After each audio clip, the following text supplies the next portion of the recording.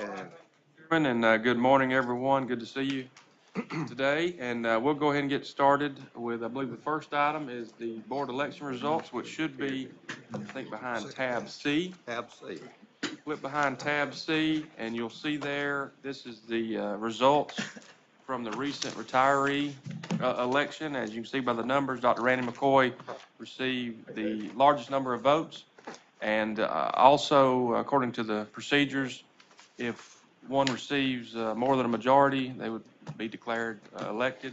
And as you can see, the numbers in the calculations, he has received that by 15 or 16 votes. And so with that in mind, subject to your review, certification, and approval of my recommendation to move forward, I would congratulate Dr. McCoy again on his reelection to the board.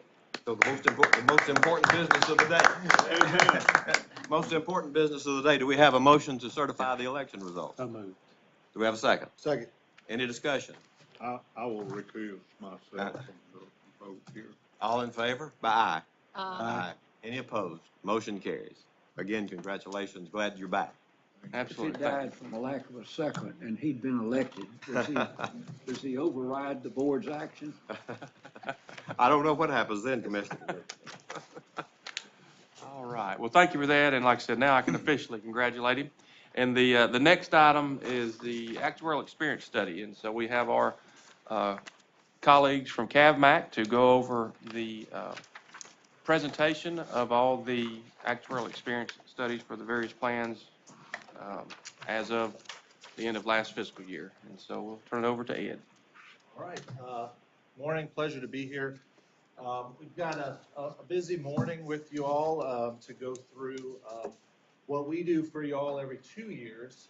So I know there's a lot of familiar faces. You've seen this presentation before. I'm going to try to run through it as quickly as possible.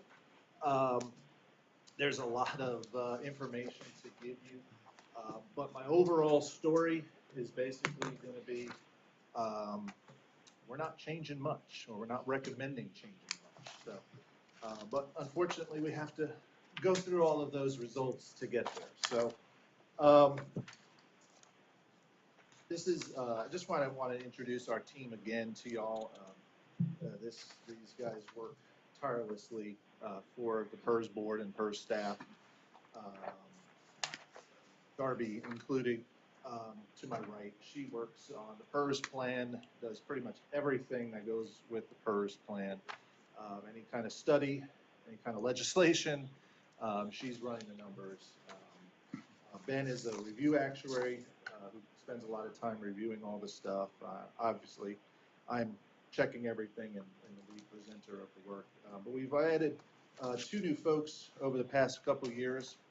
That work on the highway safety patrol and the speed legislative plan and the muni plan, and those are Devin and Amara. So those guys are back at the office, working hard for you all. But I just wanted to give kudos to them. It's just not me up here. This is a team effort. So today, kind of give a background information of why we do an experience study. I'll go through that quickly, and then we'll go through the findings, and then what you all want to see is the cost impact of those changes. So an experience study fits into the actuarial model basically on the 2 bottom left-hand portions of the actuarial model, the ones I've italicized here.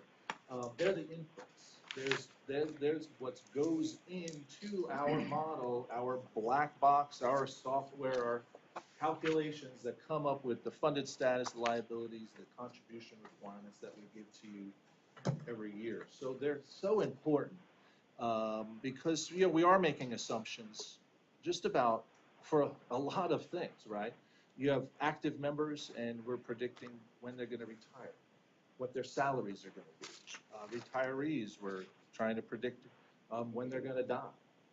So obviously, we review this material and review the experience of PERS in the state very carefully in coming up with these assumptions. And you're going to see, again, going back to my opening remarks, is we kind of know what to expect for PERS and the other 3 plans.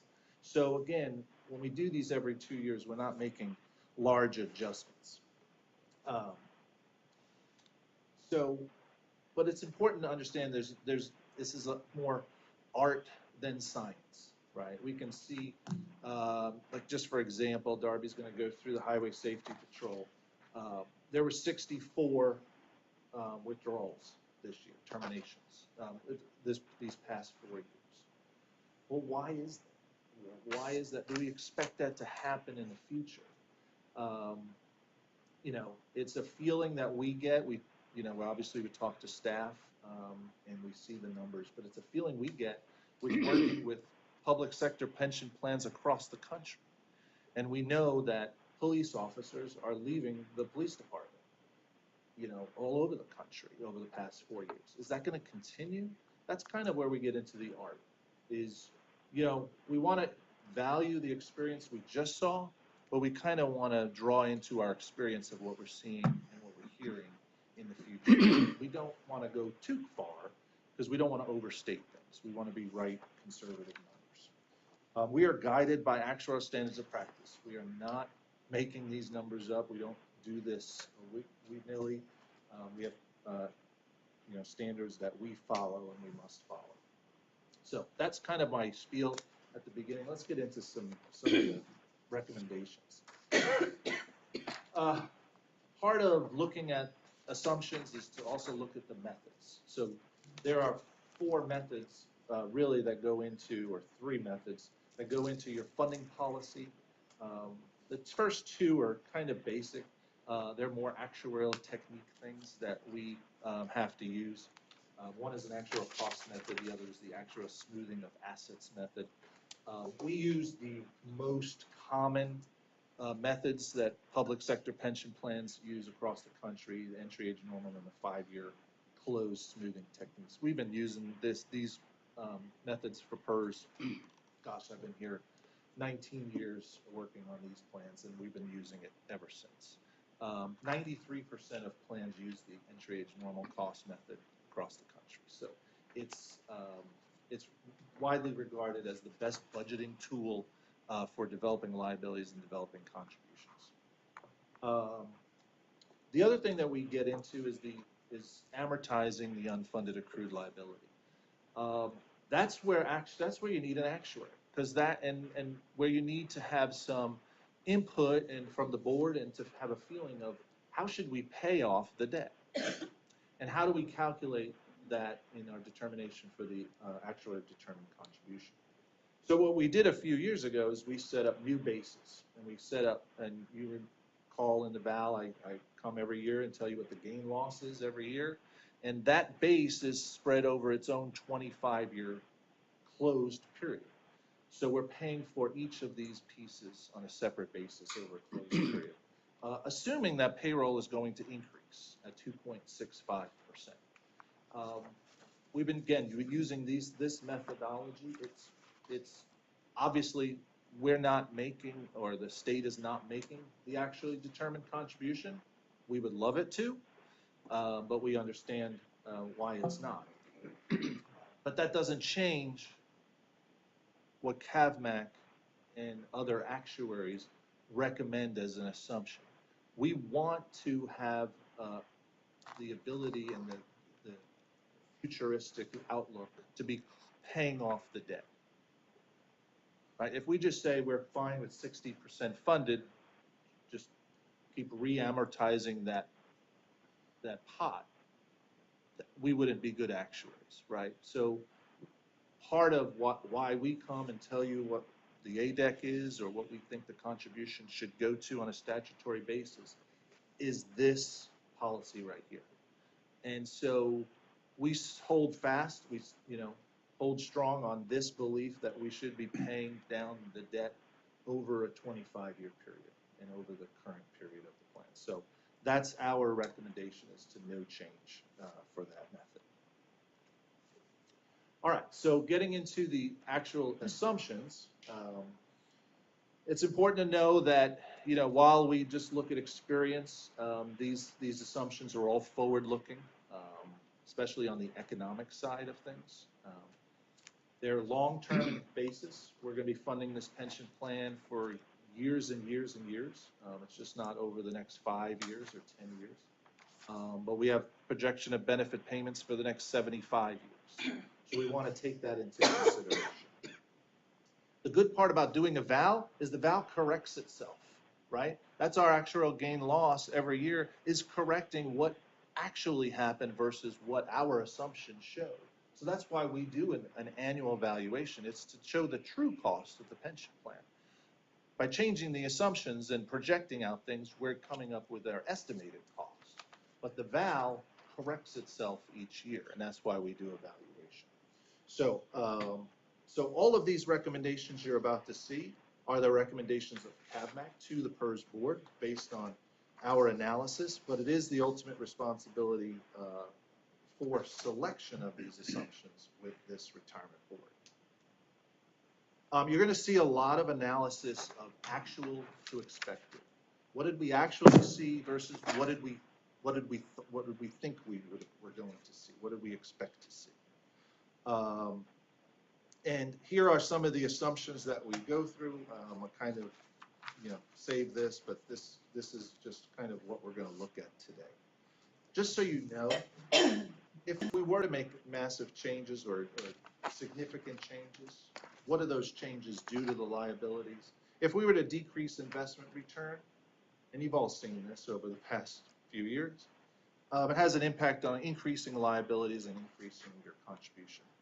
If we lower the salary increase assumption, it decreases those liabilities. The retiree benefit payments are based on salaries, final salary when a person retires. So if we lower that assumption, we're lowering all those active members' potential for future payments. And we're not doing that this time, but that's just an incident if you were to change this. Again, if you increase salary scales, you would increase liabilities. As far as demographics, if you decrease mortality or we have an impact that people are living longer, that means retiree benefit payments are going to be paid longer. That increases our need for contributions and need for liabilities. We have earlier retirements than we assumed. That does increase liabilities as well.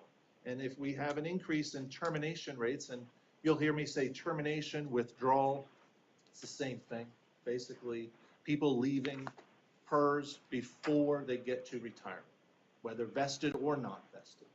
It's called termination or withdrawal rates. If we increase those, we actually decrease liabilities. And does that mean they take their money out of PERS?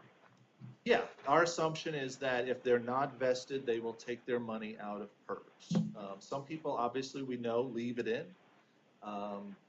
Just because they stop work doesn't mean they're a termination. Because they may stop work and be vested, leave that money in, and they are not considered because a termination here because they're still considered a withdrawal or termination. Okay. It's the nomenclature is the same whether you're vested or you're not vested. We have a bucket of people who we value as part of the liability that are called deferred vested participants.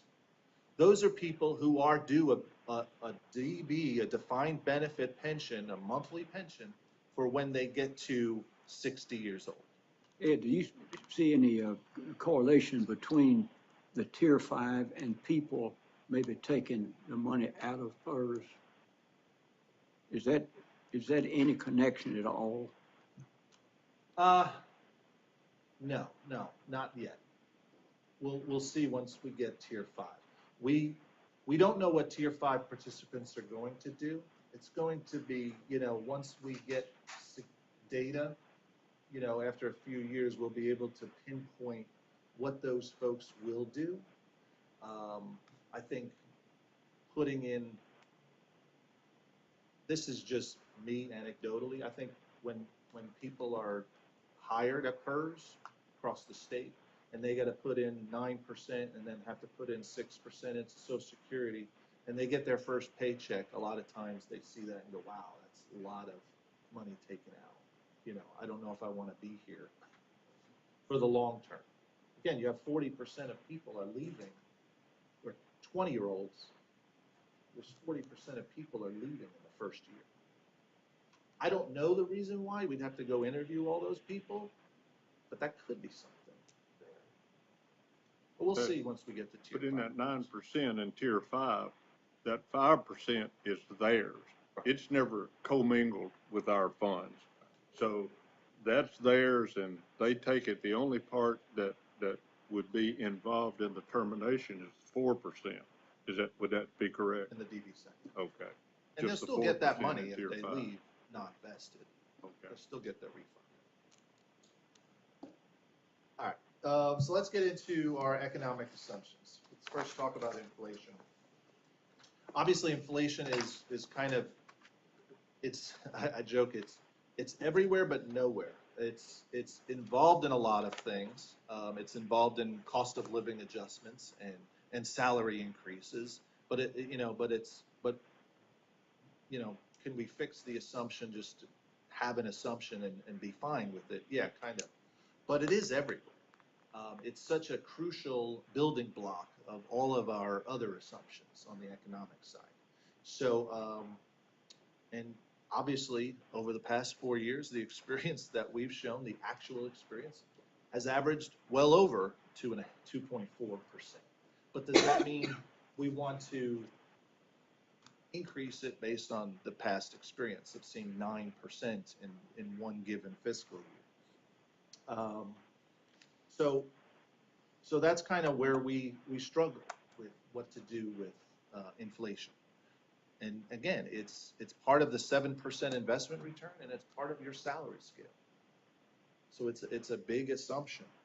So let's kind of talk about it. So what we do is, as actuaries, we're not sitting there looking at, and we're not economists who are looking at what inflation is doing on a daily basis, and going to the store and seeing what the prices are for different things, and how it's impacting people across the country. So we use experts to help us. So we looked at, here's 6 different experts that are kind of have their own basis of an assumption, expected inflation assumption going forward. And everybody uses different time horizons. Callan uses 2.5%. I think theirs is over a 10-year period. That's why I didn't put it in there, because I wasn't exactly sure. The Horizon survey, we've talked about that a lot. That basically takes the 40 other investment consultants and combines them all into one report and says, what are those 42 exactly investment consultants use as an assumption for their inflation going forward? And they use 2.44. The bond market uses a 30-year horizon. They're at 2.3. Social Security looks the longest period. They're doing 75-year projections for Social Security, and they assume 2.4. The survey of professional forecasters in Philadelphia, St. Louis, there's a bunch around the country. They have a little bit lower, but they're more towards matching what the Fed is coming up with. You notice I didn't put the Fed in here, because we all know the Fed is trying to get to 2%. What are your peers doing? Peers are averaging about 2.46. So even though inflation has been high over these past 4 years, the latest study that just came out showed, I think it was 2.4 as of March, over a year. So we really feel comfortable with maintaining and sticking with the 2.4 going forward. Again, I'm just going to go through these. Please interrupt me with questions, concerns. I think today we're just accepting the report and not really adopting the assumptions today. So, Let me mention one thing. Well, on that, actually, if it's Yeah. agreeable with the committee, we were thinking this time, kind of like you'd suggested before, I followed up afterwards, about, since today's the presentation of the information and there's no immediate need, we may just leave them as draft and then gather any questions or feedback we may have from the board, and then perhaps at the next meeting, adopt the reports altogether, assuming that the recommendations are adopted at that time, something like that. So if you agree, we may just have the presentation and leave them as draft today instead of accepting them. all right, the investment return assumption, and again, another critical piece of the valuation process. We use the investment return assumption in 2 ways, kind of to discount the future benefit payments back to today on a present value basis, taking all those benefit payment streams and discounting them back to today. We value what we anticipate in the market value of assets is going to grow at, outside of cash flow issues, but what it's going to grow at each year. So it has a direct impact on our calculation of liabilities and costs. There's usually, I talk about a stool here, but basically what we're looking at is, you can look at historical, again, just similar to inflation, what your peers are doing, what the forward-looking expectations are from the experts. And so we rely mostly on that, is our forward-looking expectations. Obviously, the markets are volatile from day to day, but we're trying to come up with an assumption that we can live with long-term on what we think investments will grow at over that period. So again, Callan comes up with their capital market assumptions. I believe they go through that with you every year at least once. We take their most recent capital market assumptions. I think they come out with them quarterly, and kind of do our own log normal distribution, a lot of math involved, but we come up with a real rate of return over the next 30 to 50 years. We came up with their capital market assumptions, about a 5% real return. We add that to the inflation assumption, we get 7.4. And then we look at the other 40 some odd investment consultants in the Horizon survey and use their capital market assumptions. And we come up with different nominal returns for them, both based on 10 and 20 years. So this is an increase from 2 years ago. There was more optimistic outlook for different markets. But again, this is your asset allocation, the PERS board asset allocation. So whatever you are invested in, U.S. equities, international equities, we take that all into consideration for all of these numbers, all of these real rates of return numbers in the development of that. So we also look at the peers. Before you leave that, if I might ask a question about real rate of return and the inflation assumption. Now, as I understand that, our rate of return is 7%. Inflation is 2.4%. So what you're trying to do there, or as I understand it, is if I'm saving 7% and I put it in the bank and inflation is 2.4, then my real savings is only 4.6 because of inflation over the year. I mean, I've lost that much in the year that I've put in there. So the amount of money that I'm actually saving is only, on our model here, is 4.6%. So I've never been able to wrap my mind around why you divide it in that manner to tell me that if as an employee I'm putting in 9% and 2.4, then what I'm actually saving out of that 9 is going to be less 9 less 2.4 because that's the inflation rate. So the money that I'm putting in there is not really, when I get it out, going to be that much. So our purchasing power. So I don't know why you do it that way and how you use that to tell me as a saver, oh, well, this is what you're really saving. But, and I don't know I don't know why you do it that, why you just don't leave it at 7% period and go on. I don't know why actuaries do it that way, and I'm trying to figure that out, so help me. yeah, that's a great question. To get back to the point of the 9% and that kind of thing, I think you're missing something because your anticipated payroll is going to grow, right? And we have an underlying wage inflation assumption, which is higher than the inflation assumption. So your anticipation of payroll is going to grow at 2.65%. So that takes away the inflation piece of that. So you are really saving that 9%. You're growing, your payroll is anticipated to grow higher than this even inflation assumption over that time. So I think that's one of the things you're missing. Okay. As far as why we do this, that's a fantastic question. This is kind of the building block approach that economists use in developing nominal rates of return for discounting back debt. It has an inflationary component that the liabilities and benefit payments are going to grow at that amount, and to discount it back at the nominal rates of return makes sense.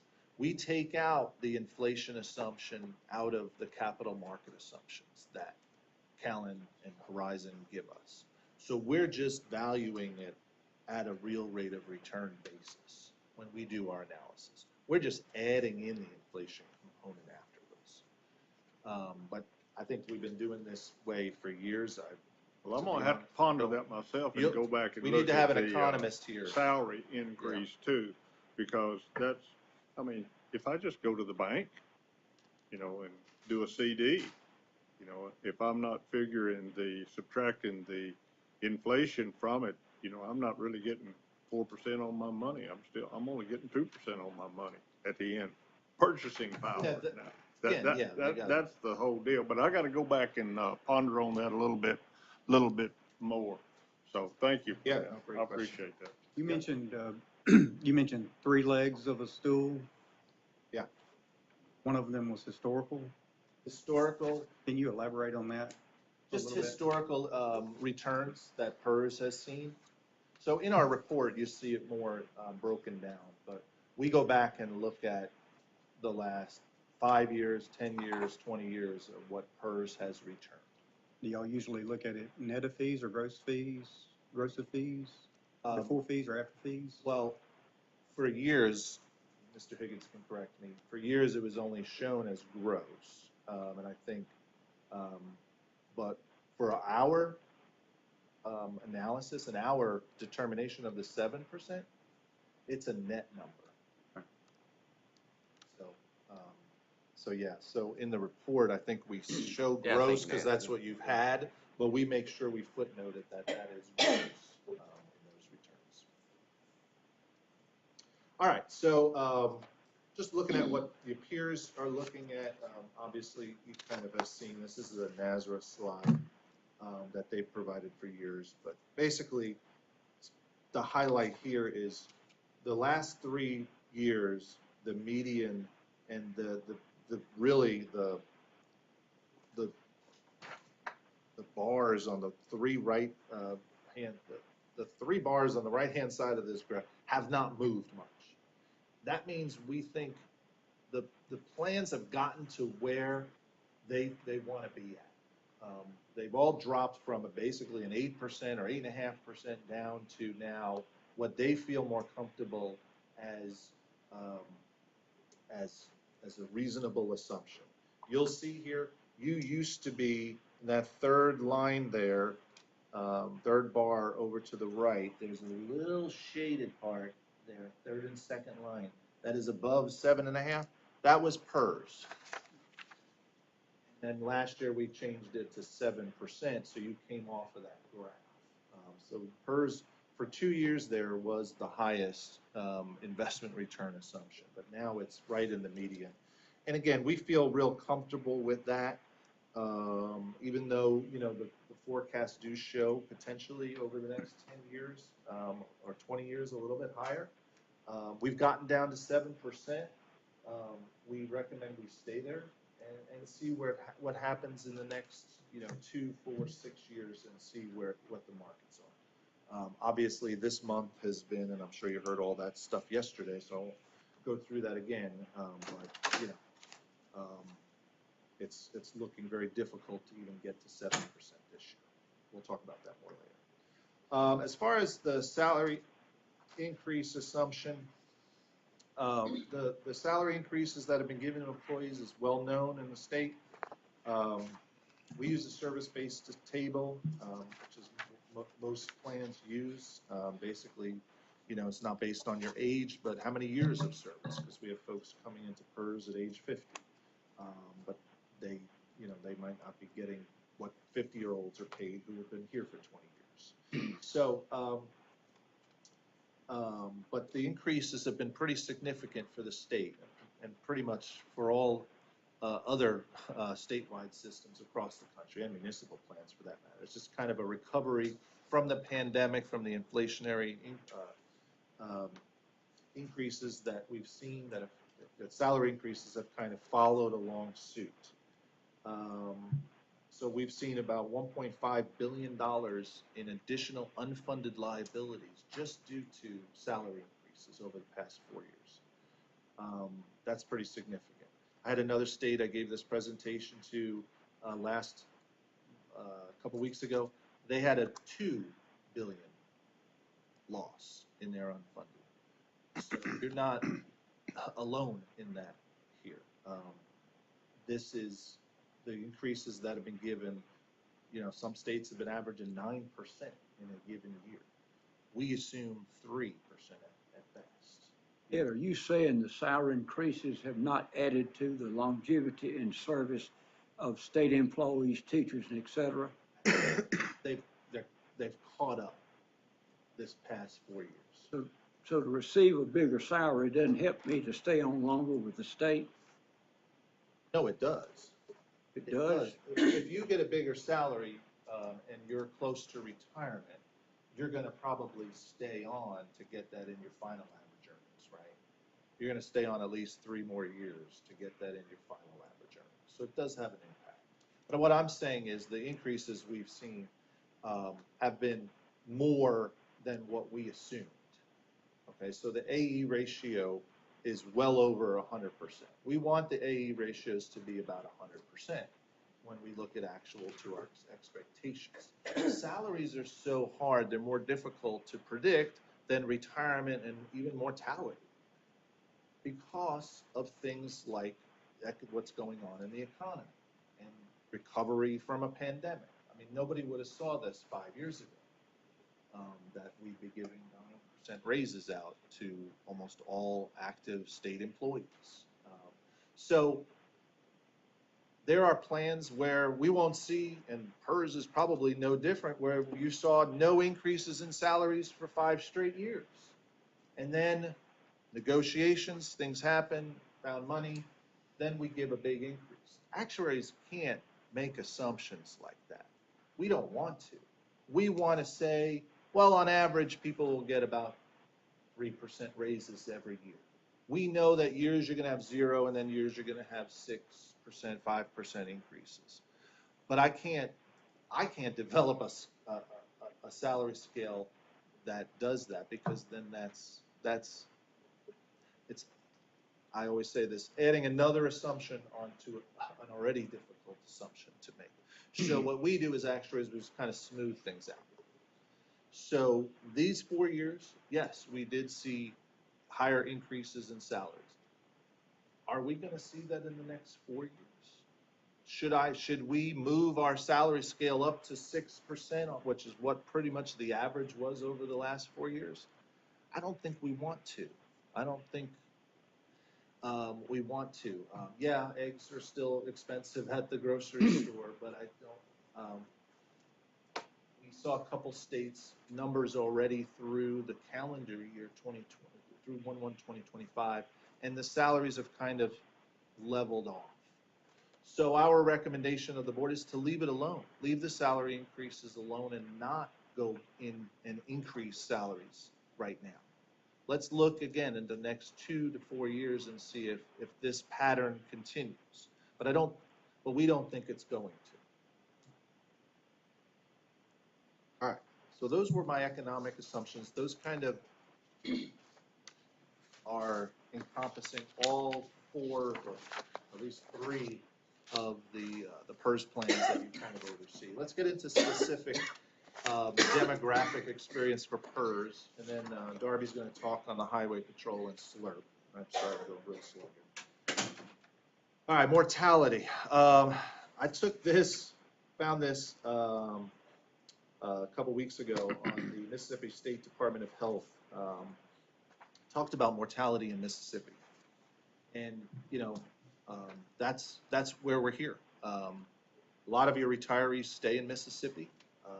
So it's important to understand what is going on in the state as far as mortality is concerned. One of the things this shows is that Mississippi is 45th in obesity and 48th in diabetes as of 2023. What this doesn't show you is that's an improvement. It used to be 50th. It used to be the worst. It's getting better.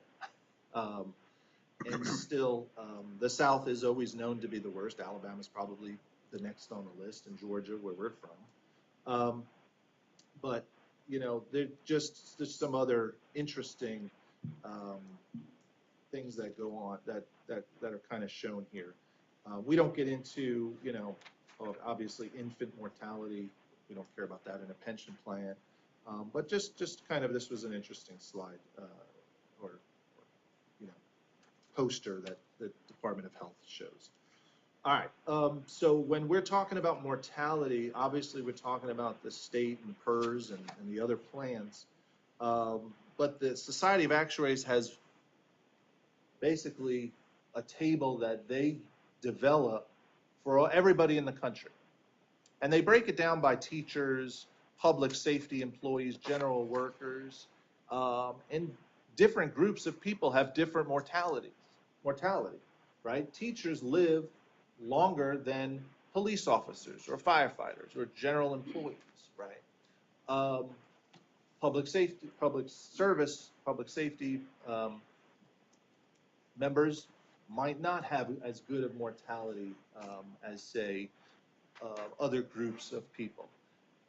Retirees, service retirees that retire from PERS actually have a different mortality experience than their beneficiaries.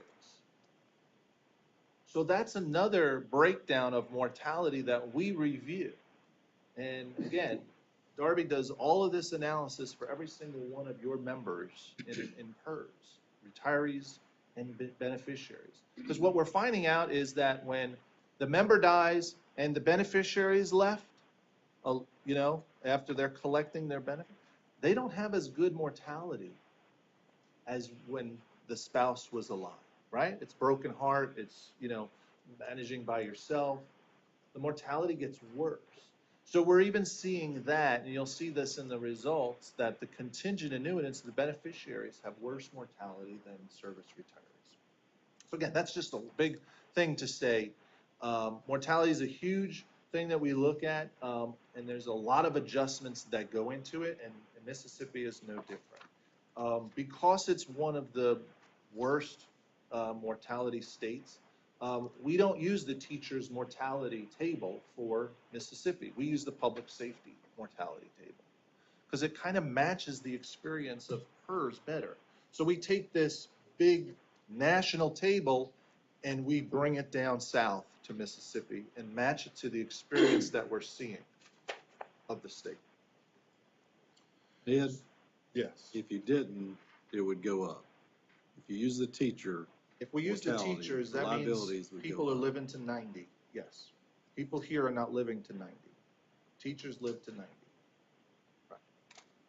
And then, as you were pointing out, the results would be the liabilities would go up, right? Liabilities will go way up.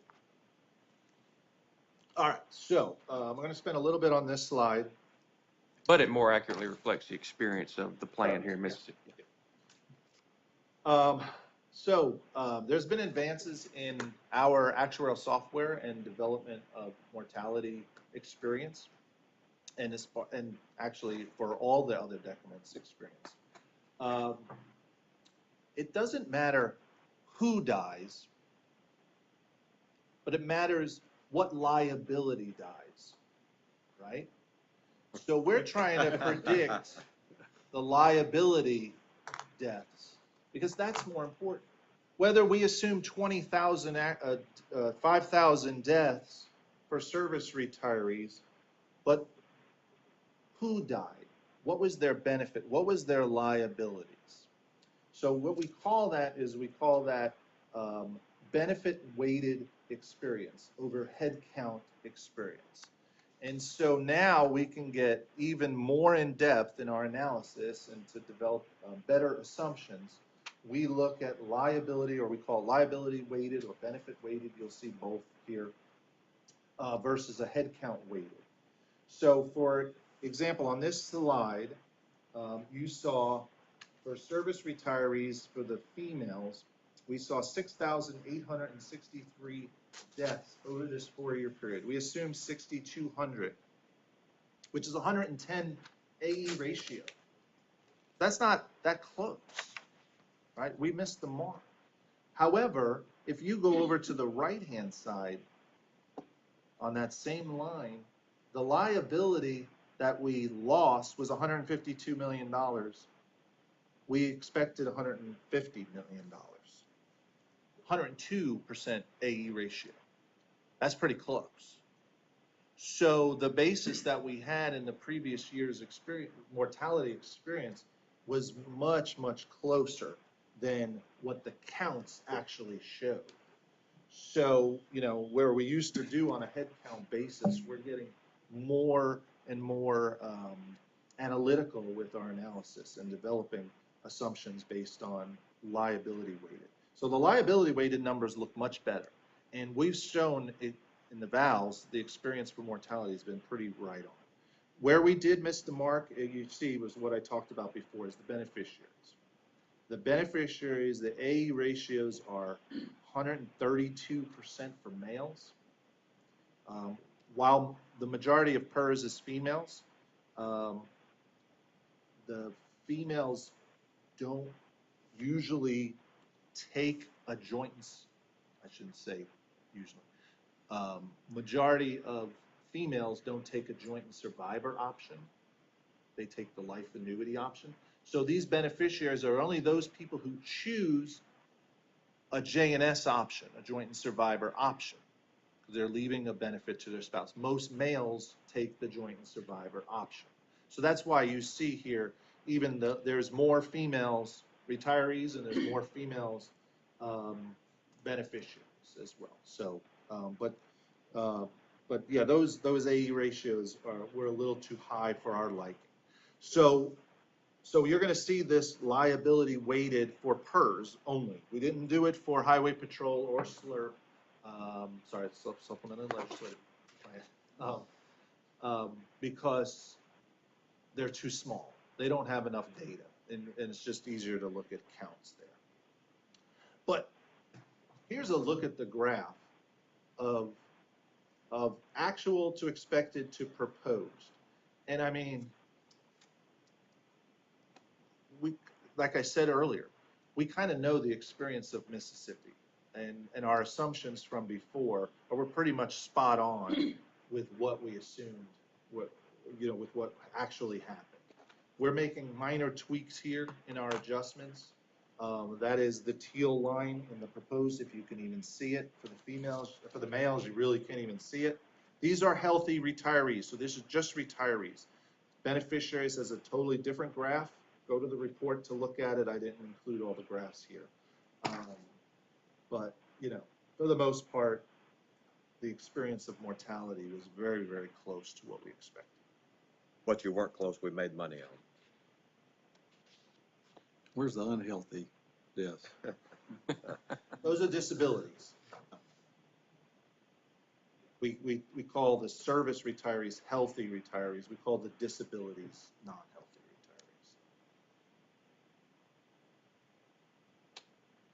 retirees. All right, withdrawal termination. We currently have a very detailed select and ultimate age and service table. Again, go to the report to look at it, but we have basically almost every age and every service combination of when people are leaving PERS. It's pretty detailed. It's more detailed than my chief actuary wants me to be, but hey, I'd rather be more precise here for that because it's a big issue. And this is kind of a tricky one too, where we saw on a head count basis, more withdrawals occurred, but on a liability basis, less liabilities were released from PERS than expected. So what we're recommending is just some minor adjustments within the table, the big withdrawal table. For the most part, it was to lower the liabilities, but lower the expectations. And you can see here, on the male side to lower those expectations. On the bottom chart, you see there, the actual liability released was $807 million. We expected 836. It's a 97% ratio. So again, we didn't miss the mark by much, and we're just anticipating just some minor tweaks there. You can see it's mostly, oh, this is females, which we kind of almost predicted, well, perfectly on a liability weighted basis. But you said 40% leave the first year? Yeah, again, it varies. It's not every age. It's usually your 20 to 25-year-olds are leaving at that. The 50-year-olds who come in have a much lower withdrawal rate. It's more like 10% of them are leaving in the first year. Again, we're looking at 62,000 withdrawals over a 4-year period. There's a lot of data to look at. Unfortunately, and they all have different age service combinations. Obviously, when you get further out, you have 20 years of service, that withdrawal assumption is down to 3%. There's very little withdrawals happening once people are in PERS for a good number of years, once they're vested, and it's pretty commonplace. The other decrement I want to look at is retirement. Obviously, this is another key thing. We break down retirement decrements by 25 years, either less than 25 years or more, or 25 or more years of service. The experience, again, was close to what we assumed, but didn't match, so we're recommending some minor adjustments here. Our AE ratios on a count basis were about 98%, and on a, this is for greater than 25 years. So these are these folks who are leaving potentially at 40, 45, 46 years old who have 25 years of service. You can see that the amount of folks, the percentage of people leaving last year was close to 35%. So that's a pretty significant amount at 46 years old. The person hired at 21 is leaving PERS with a full retirement and could potentially receive that benefit for a good 35 to 40 years, a lot longer than they were actually in active service. So we do have that happen, and it happens pretty significantly. Now, the counts differ, so these are not what your exposures are to people who actually are hired at 21. There aren't many of them. There are some. There's a good number of folks who are hired at 21 who stay and get that pension. But you can see here, for the most part, the line, the shape of this line follows the actual expected and proposed follow pretty significantly. We see the peaks at 50, 55, 60, 62, 65, 67. Those are when people are retiring, those ages typically, and you see those peaks here for PERS. For disability, again, we're seeing less and less disabilities. We've seen this for a number of years. We've been lowering that assumption, and this year is no different. Our AE ratios for disability were under 100%, even more on a liability weighted basis. So we felt we could lower those assumptions even more. Majority of those, the lowering of the assumptions are at the older ages, at 55 and 60. All right, any questions on PERS? That's all of PERS demographic experience. Again, I'll have a summary slide at the end just to kind of summarize everything. But What bothers me in this, that state employees and school teachers, they get that 27 years in and they all hit the door. And that same person, years ago, 37, 38 years teaching 8th grade math, but that's not the case anymore. And so we're increasing our need to fill those positions because of our generosity of what we're doing here, of a shorter period of time until they get their retirement in. Are we not helping the problem along with the shortage of teachers or state employees because of our retirement? Well, realize what's not shown here is tier 4 extended that out to 30 years, right? So now teachers have to work 30 years to get their pension. But we don't have any of those tier 4 folks retiring yet. I can't fathom a 46-year-old being retired. What does he do with his time? Cut grass? Well, half of it he does with whatever he wants to do and gets paid for it. And the other half, he works part-time somewhere at least and gets paid for that too.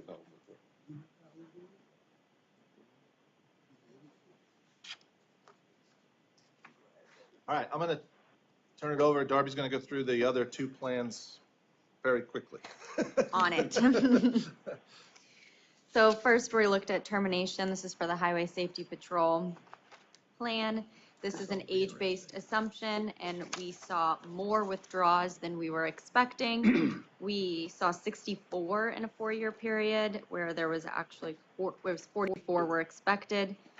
And this was actually pre-pandemic. We were seeing about 14 to 15. We didn't know if this increase was something that was just related to the pandemic, but we're seeing that actual getting up higher than 14 to 15. So we are recommending increasing these withdrawal rates to that middle line in this graph.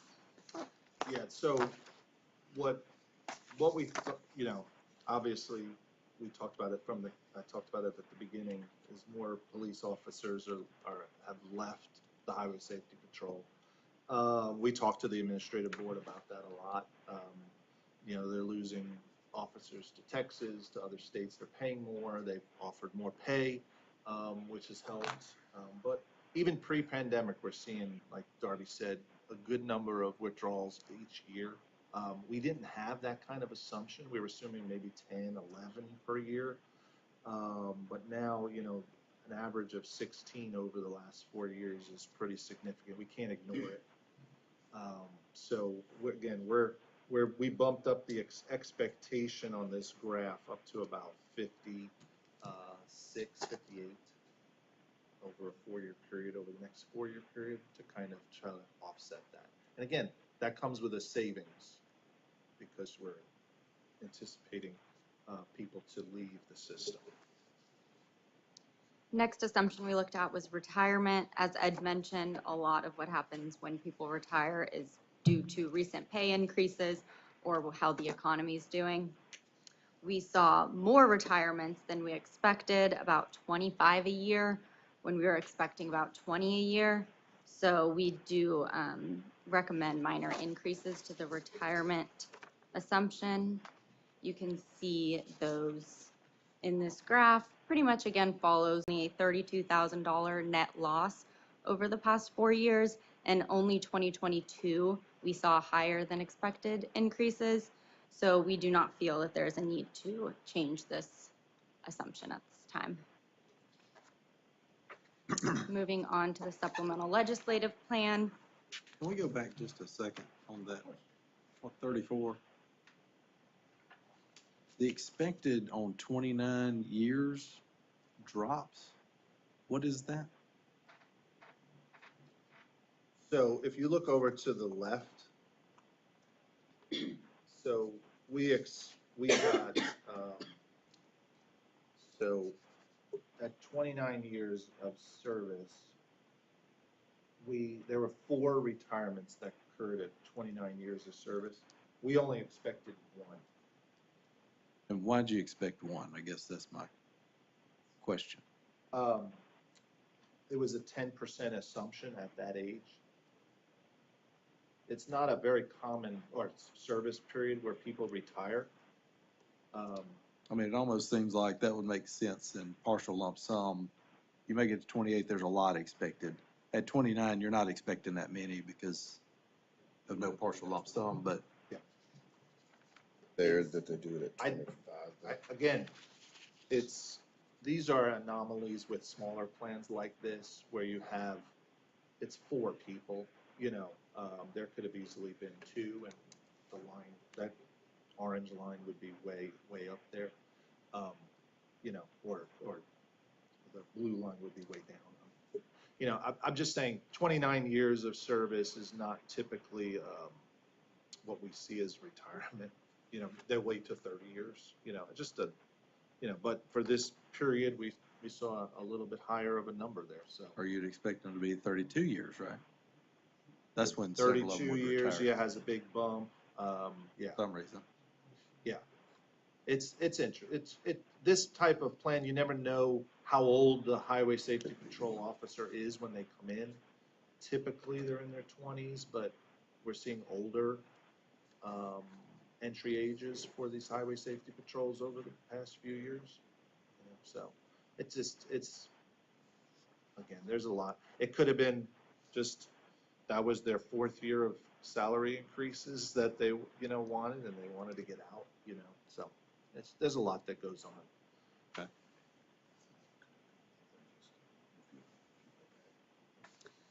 Supplemental legislative plan termination. This is an age-based assumption, and it is also different on election years versus non-election years. Obviously, we see a lot more movement on election years, so we have assumptions on those separately.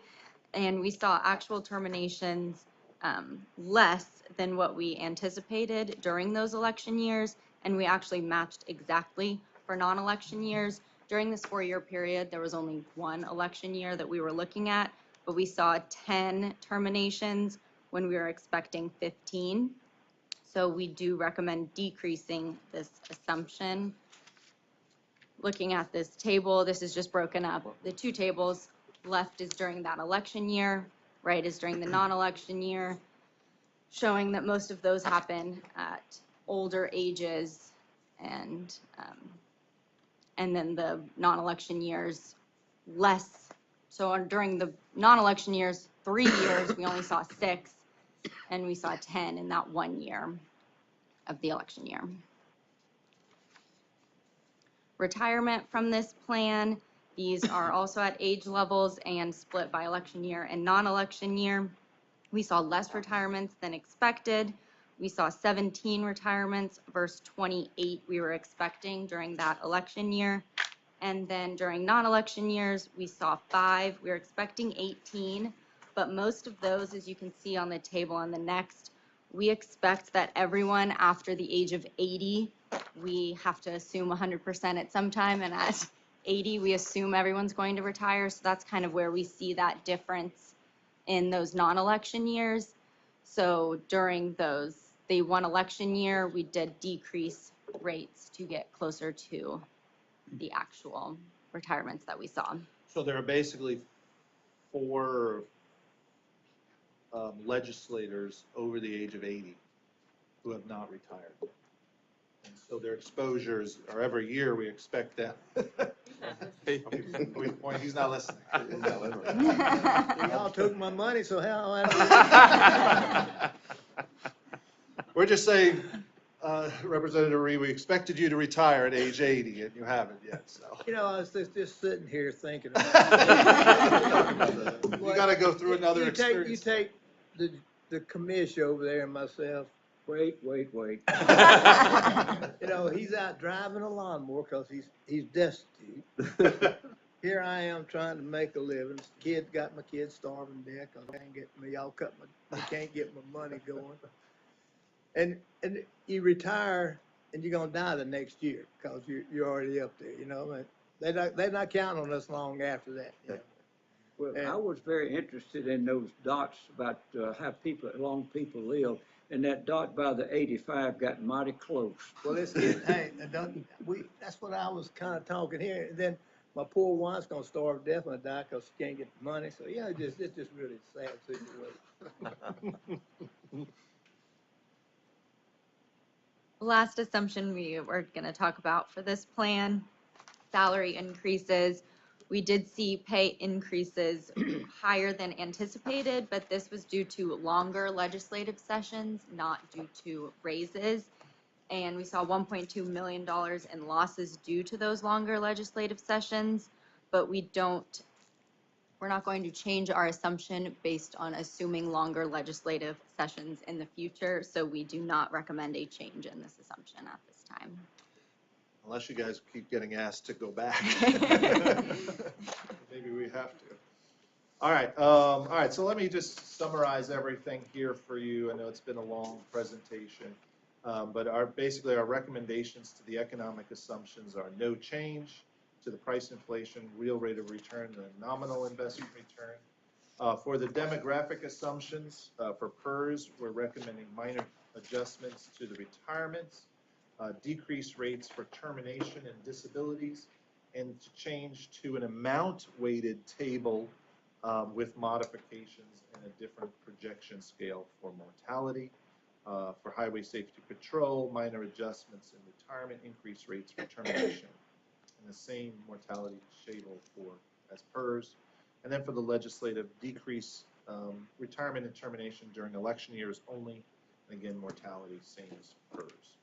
So here's the thing you all been waiting for, is what is the impact to PERS and to the other two plans for these changes.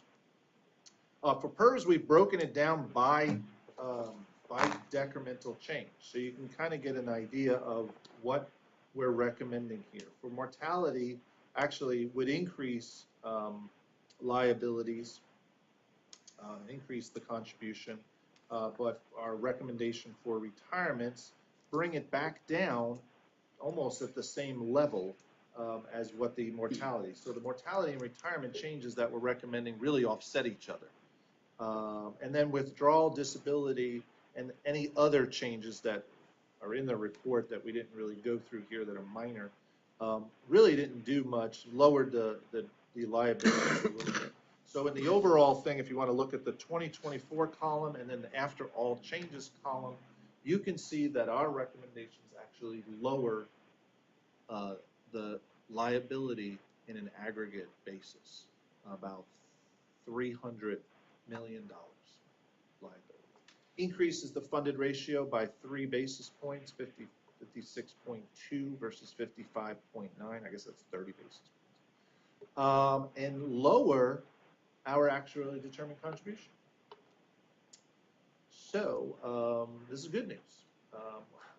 It's been years since I've done an experience study where the liabilities haven't been going up and the contributions haven't been going up. So this is good news. And even our projection of funded ratio in the future looks a little bit better, a little bit brighter based on these recommendations.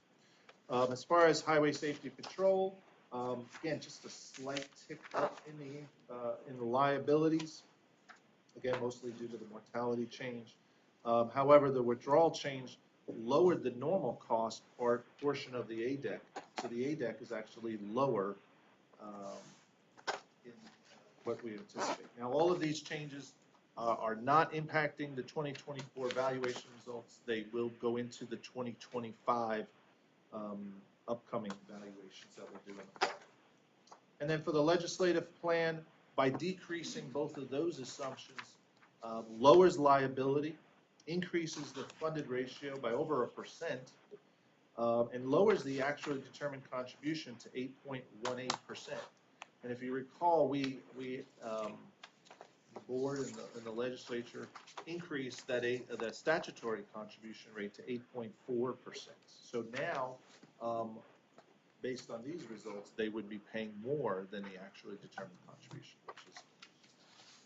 and the projection really helped that as well by increasing the projection of the funded ratio by almost 6%. This is just my certification that these are done by actuaries. It's been reviewed by actuaries. I have some supplemental information more on the economic side of things, just some graphs if you want to look at, but I'll kind of end it here and answer any other questions you guys have. Any questions? Just one quick thing.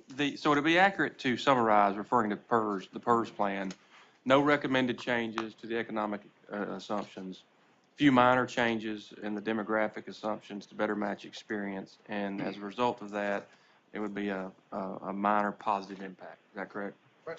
And then a point of clarification on that last part, and you mentioned earlier, just since it's around the corner, this pot that's on this chart here that's reflecting the positive changes, relatively small, but still positive changes. Those are estimated impacts based on last year's valuation. What will really come out will be based on the one that will be as of this fiscal year that's about to end, and that could change. It could change, but we anticipate the movement in this general direction. Unless something else offsets it. Now, That- right, other experience will drive the 2025 results, the investment experience and that kind of stuff. But as far as the assumption changes, we should see a savings of around $300 million next year. Thank you, that was all. And you're asking for no action at this, you're No. not asking for any action at this point in time. Any questions? Can Oh, yes, yes, yes, Can sir. I ask a Definitely. FYI question? Yes, sir. You know, going through joking with the commission and everything, how many people we have 100 years old in our retirement system at this time? I want to say it's around 70-something, About Shelley? or- 76. Is that what, yeah, Yeah. yeah. What is the average age of a retiree? Yes, when does a retiree come on? You get retirees in the 50s, 40s, what year? Average? On average, it depends on whether they're doing it based on age or based on service, but we can get you that. Average age of person joining the system is 35. No, average age of retirement, based on the 2024 val, average age of retirement was 59.3. Average age of the retirees was 71.2. Average age at death was 81.1. And the average years since retirement for all the retirees, not at death, but just in general, was 12.8 years. They have been retired for 12.8 years. So okay. So 59 is the average retirement age. Appreciate it. Sorry. Oh, no. Great question. FYI. Great question. Yeah, that's, you're gonna move to the next, That's it, next, sure. next portion of it. If there's no other questions, go ahead. Thank you for that. The next part is going to be some actuarial stress testing, and if you want to, where you can pull up those slides you provided us. As he's getting ready before he starts, let me just mention a few words about this. What we're intending to do today is a little bit of stress testing of the PERS system, just to show how things project out under negative or adverse circumstances. Of course, that's the purpose of stress testing, or primary purpose of that, which is why you don't see any positive scenarios here, but we certainly could model those if you like. We've done stress testing before, but we've done it in different ways. We've sometimes done it in committee meetings, sometimes maybe in a workshop. We certainly do the sensitivity analysis when they do their annual reports, but I'd recommend that going forward, maybe we do that in a more formal way, and once it's complete, maybe sharing it, putting it on the website like some of the other reports and information, things like that.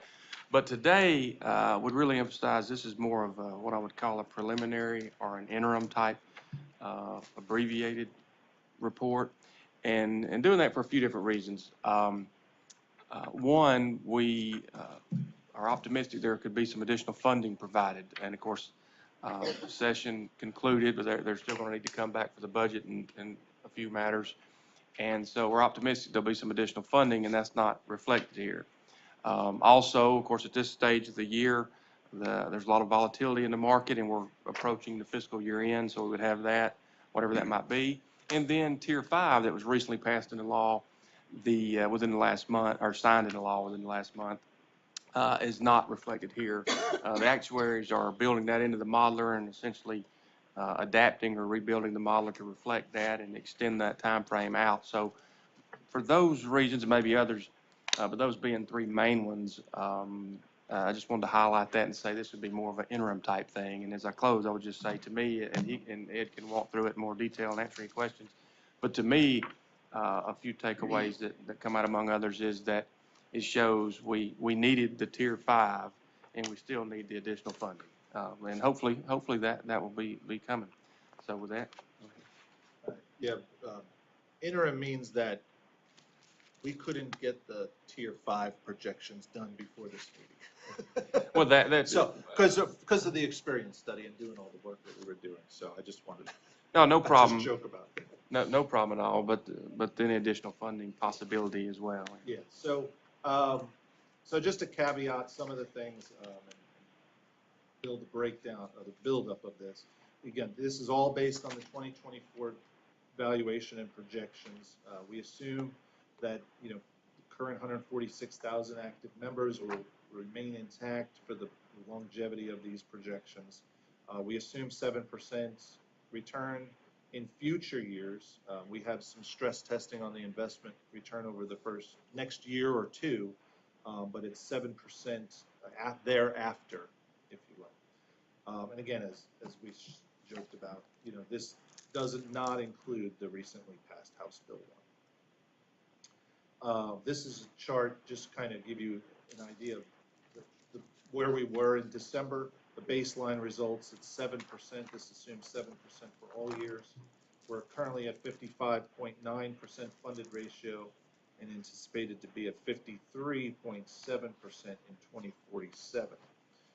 So just kind of hovering, but our unfunded accrued liability continues to grow over this time from 26 billion to potentially 36 billion by 2047 and almost 38 billion by 2054.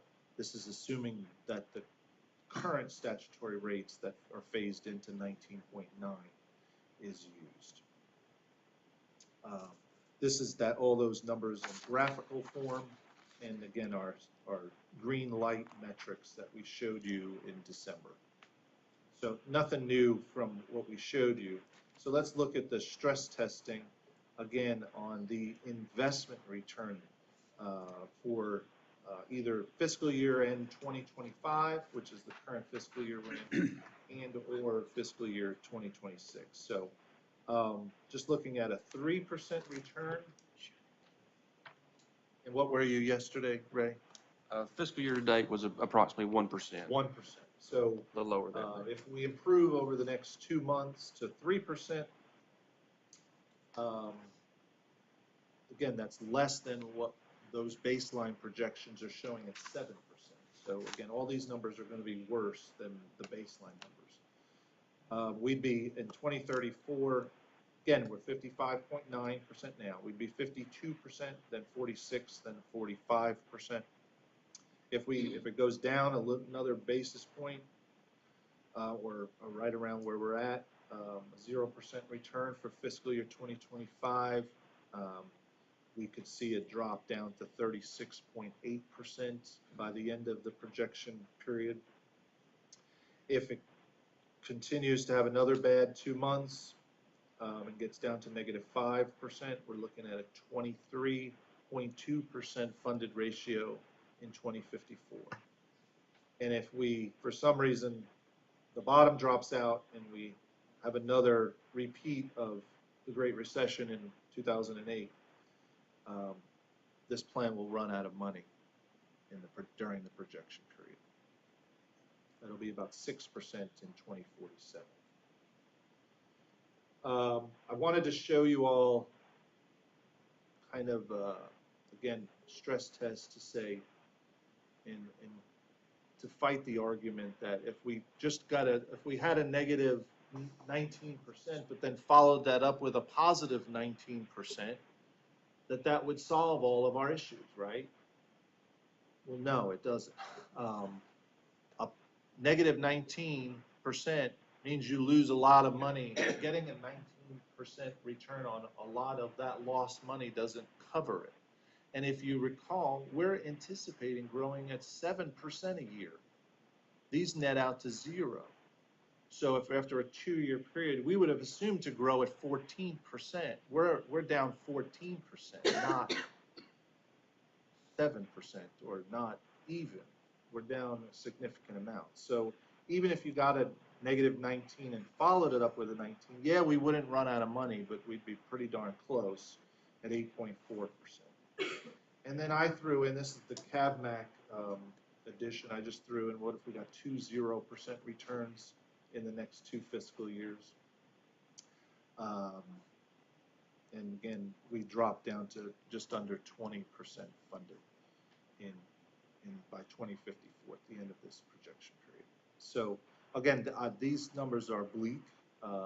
This is why, we've been kind of stressing the additional funding and to raise opening remarks about getting those additional funding to cover this potentially bad investment year.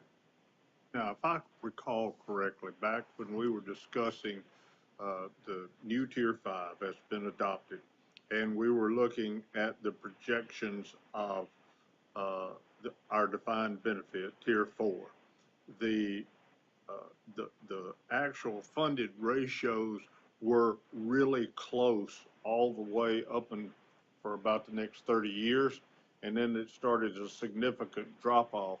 So really, if we go back and look at those numbers, what we see is even with the Tier 5, we need a significant stream of funding to take care of the debt that is owed to active employees and retirees. And we need that now simply because of the uncertainty, well, not uncertainty, volatility of the economy right now, over which we have no control. I mean, we don't control tariffs. We don't control any of that that's causing the world market to do whatever. So we're going to, even with the new Tier 5, I'm going to suggest that the numbers are going to be just almost the same. Would that be a legitimate statement? Yeah, it's a legitimate statement. I'll back it up with some numbers. So with the Tier 5, what we were seeing on a baseline presentation, because that's what we provided. We didn't do the stress testing on the Tier 5. We will in June, but we haven't yet. These baseline numbers with Tier 5 would be a little over 55% in 2047. So, like you said at the beginning, better, but similar numbers, right? So similar to where we are now. Where Tier 5, again, this gets back to my conversations all from last year, is where Tier 5 really benefits PERS is after that 25 to 30 year mark from now, where a lot of the current retirees are past, and a lot of the Tier 4 folks are retiring and starting to pass, is that's when Tier 5 really helps the improvement of PERS funding. And if you take this out another 20 plus years, which we'll do in June, Tier 5 actually pays off. If having Tier 5 would actually pay off PERS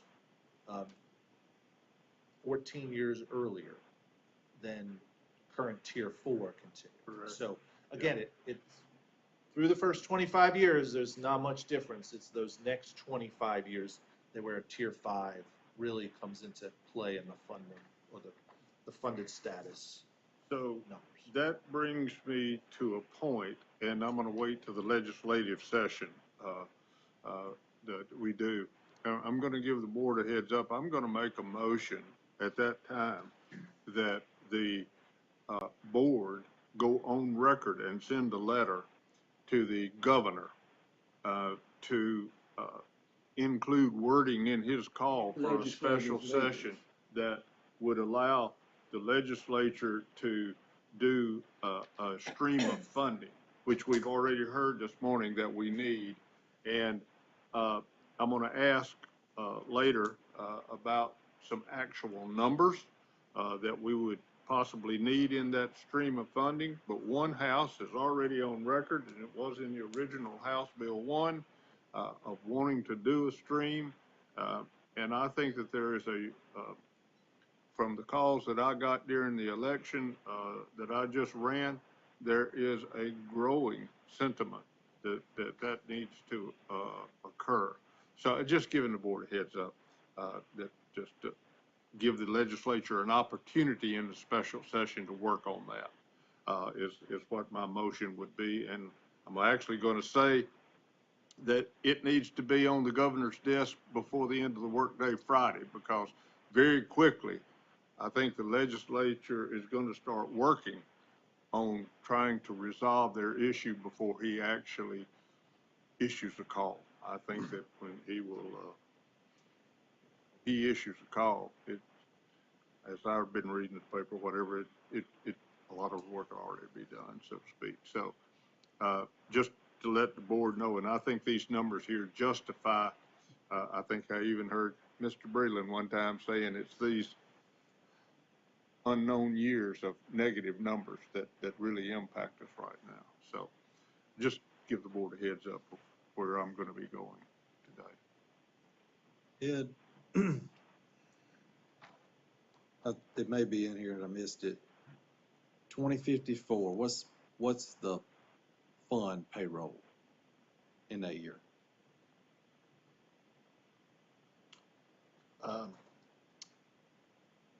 I don't have it in here, but I believe it's 16 billion. $16 billion. You're at It's in our 8.4% report. funded ratio at 2054. Yeah, I'd have to That's look it up. payroll for PERS. So if you could, Oh, my I'd bad. like- I did I was have about it to say, in it here. might be in a fewer thing, yeah. Go back a slide. well, now is Sorry. that, so is that? Pretty the good fu- memory. Is that the retiree payroll? 14 billion. That's retiree payroll, that's not payroll. No, that's No, gonna be that's active. active payroll. Okay, That's so what's salaries. the payroll for PERS? Oh, the It's probably more retiree- like eight or 9 retiree billion, would be my benefits? guess. But I think we last time I asked, anticipated, it was 5.5 billion. I think and we we're gonna run out of anticipated money. almost tripling within the 30-year period. So I'd like to know what the liability, what the actual annual liability at that point is gonna be if you ran out of money.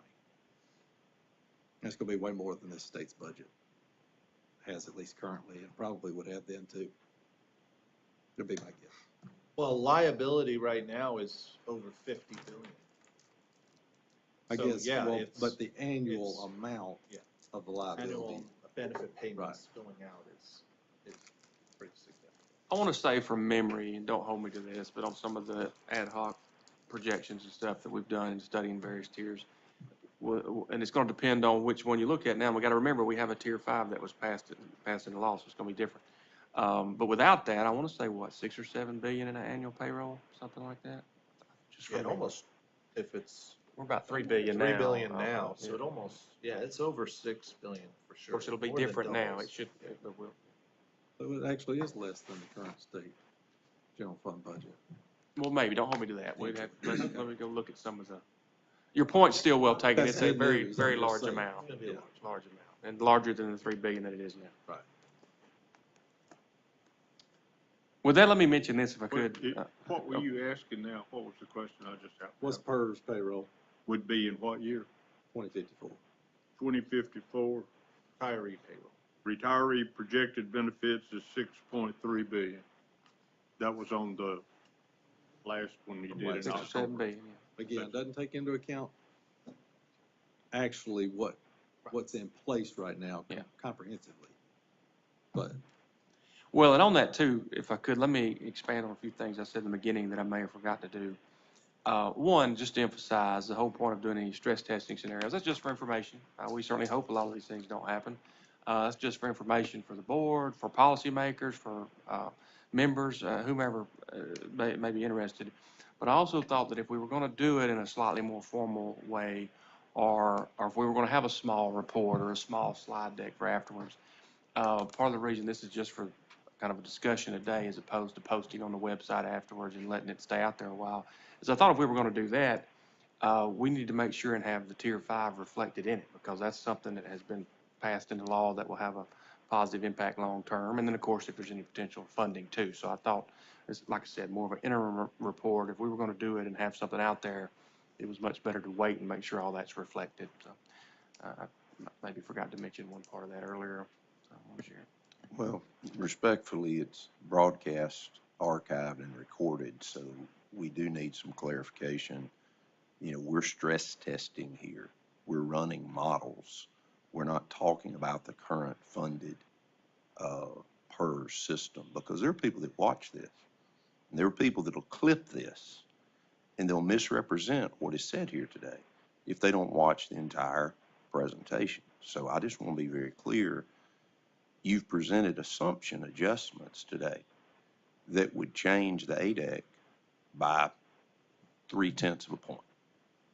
Ultimately, the aggregate would do that. So the ADEC would go down, which you will recommend because that's what you do as an actuary. And this board, as a fiduciary, most likely will pass that recommendation along, which is reasonable to do as a board. But the one thing I don't want to drive the conversation is trying to instill fear into members of this system, of which my mother's a retiree. So all of this taken as a big math problem ultimately is a real human problem when we're talking about employees and retirees. So I just want to be fair. Understand you're not putting this on the website, but we've just briefly discussed it. We've put gloom and doom projections up there because you have to stress test, and I respect that. But on the flip side, we also don't even have a full picture of what the PERS system will look like because we haven't had time to adopt and incorporate recent legislation, which also does include money. Nobody seems to figure that out. We'll talk about that during the legislative session, that there are holistic changes that were incorporated in HB1 that already includes new money. So we'll be glad to discuss that too at that point. Thank you. Ed, does your, the projections on the next page, they assume the phase in of the 19.9 rate? They do. And it doesn't go any further? Correct. It Thank stops you. at 19.9. And the stress testing is a little bit different, I think, than what we did earlier, which was looking at the assumptions. Because with the assumptions, we know we're probably not going to hit 7% every year. We'll be either right below it or right above it. And I think that's one of the reasons you look at historical versus predicted returns, so you can kind of make sure that you're in line. And so, I mean, if you ran a scenario that said you were going to be down 19%, it might be reasonable, although it's not, maybe not the same type of stress testing. It might be reasonable to then say, okay, we're going to correct that later on so that we get, our assumptions aren't bad, so we get to the 7%.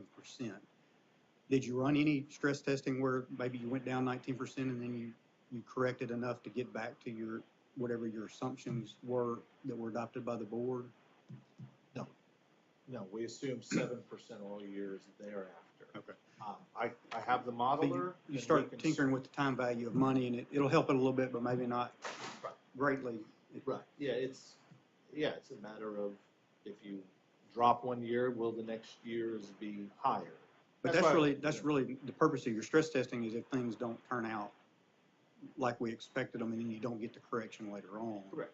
And again, For the most part, except for your 19 to 19, where you did a little bit of correction. right, and again, stress testing is an important tool.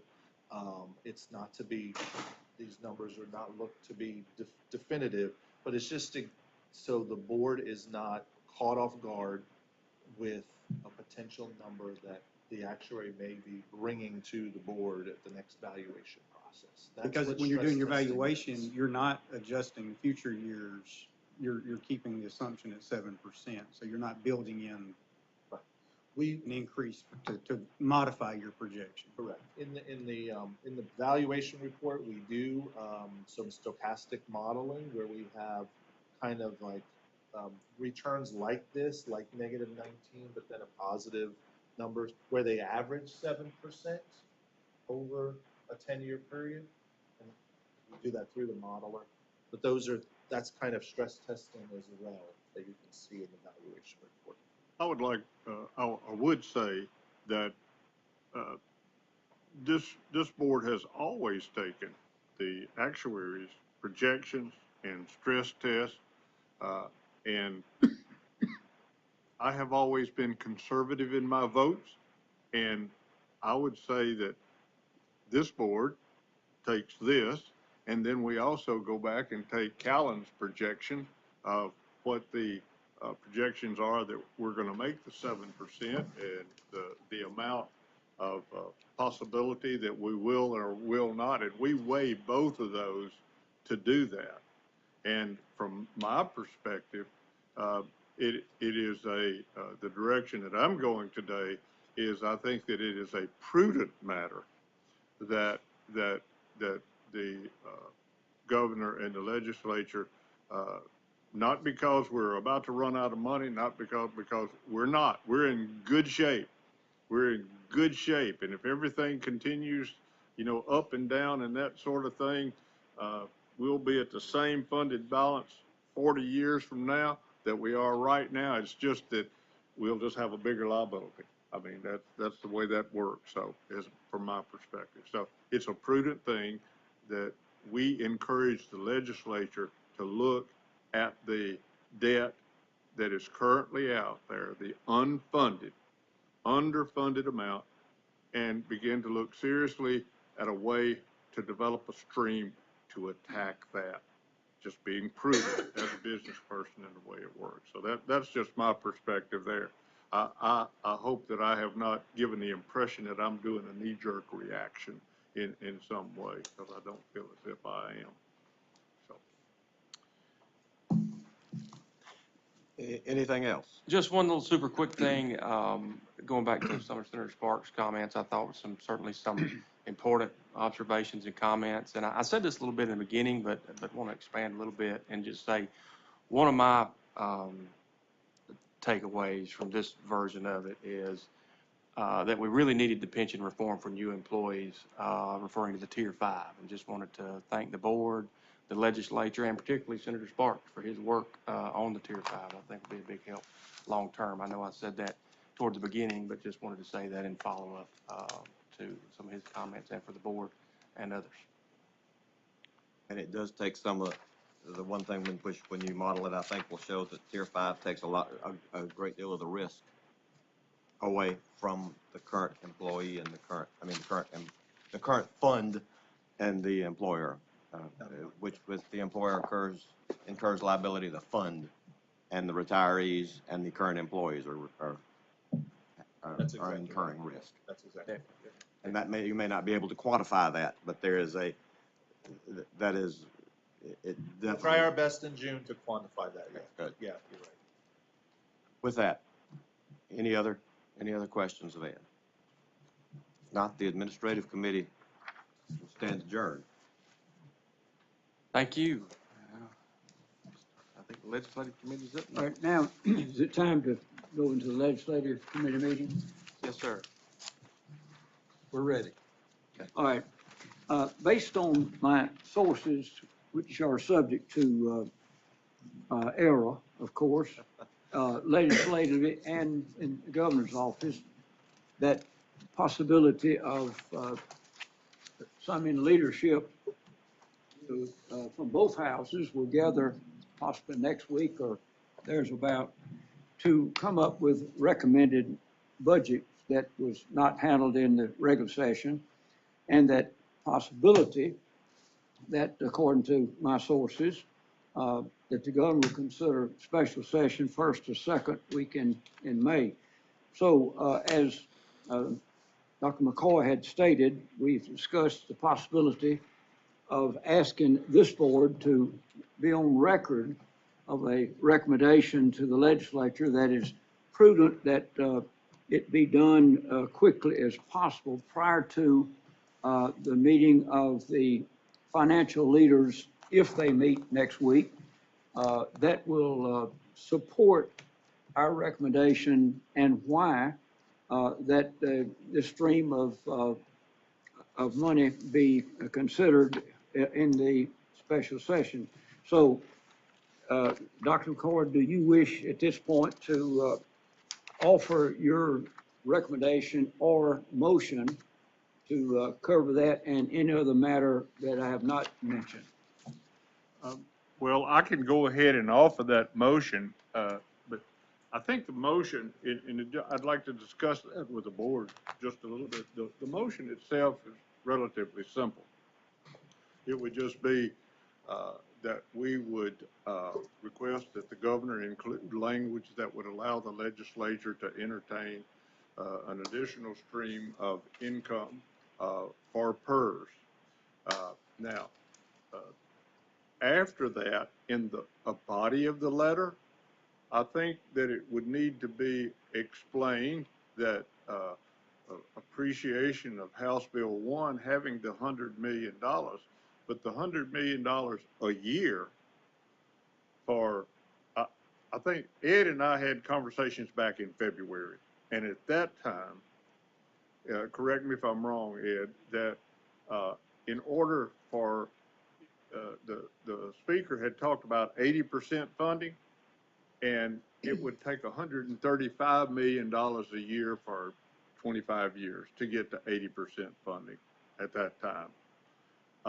And there was some other numbers that were there, but as a guidance, just to know what the actuarial numbers had been suggested to us, what that is.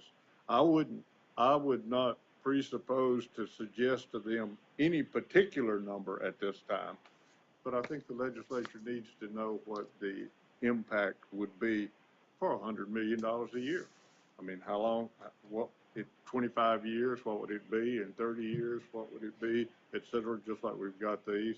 And if we want to do it within our the duetization period, how much would it be on the 25 years? So do you have a couple of numbers, Ed, other than that maybe that you would have to share with us? He could. Yeah, yeah, I want to comment at some point. Go ahead. Yep. Yeah, I want to make a suggestion here Sure. too, to keep what the board has as action already on the record is 25.92. Correct. A deck. Yeah. Correct. That's a record that the legislature is aware of. It's been sent over to the legislature. I do understand the not taking any chances when the governor is in control of setting the agenda. I do understand that part because I think that's, who knows the technicalities in that. But I would just suggest that we stick to that. And if there's a number that needs to be gathered based on that, I think we already have one that's estimated. Again, the legislature is aware, at least leadership for certain. And we just stick to that and don't complicate it with a bunch of things that are less than that because that's the request. And then again, the legislature will do what they do based on what information and they have that we may not have. Yeah, and I don't object to that. I just think the motion would be that. I think the discussion with our legislative liaisons here to hear the numbers or like that would be that they could carry that back with them if we're comfortable with doing that. I don't have any objection to that. I just want to let the governor know that this board would appreciate that being in the call so the legislature could discuss that of what we think there is a great need right now. Does that make sense? Do we think the governor's not aware? I'm sorry? Do we think the governor's not aware of that? Oh, I think he is aware of that, but I think that it would behoove us to put it in writing to him from that. I don't know how he has been informed because I don't know from the executive director if he sat down with the governor. I know that the executive director has sat with the lieutenant governor, but I think the person that's going to make the call is the governor. So I just think just to reiterate this, because we've got a Tier 5 now that does what was intended for the legislature. Now we need to go on and say we need this addressed now. That's the purpose of my motion, really. I do like, considering staying with what we're already on record as having done for probably the reason you said, but also when you talk about adding additional funds to the PERS system, the source of those funds can vary based on whether they just go with the 25 or they say we're going to take $100 million from the Department of Mental Health next year.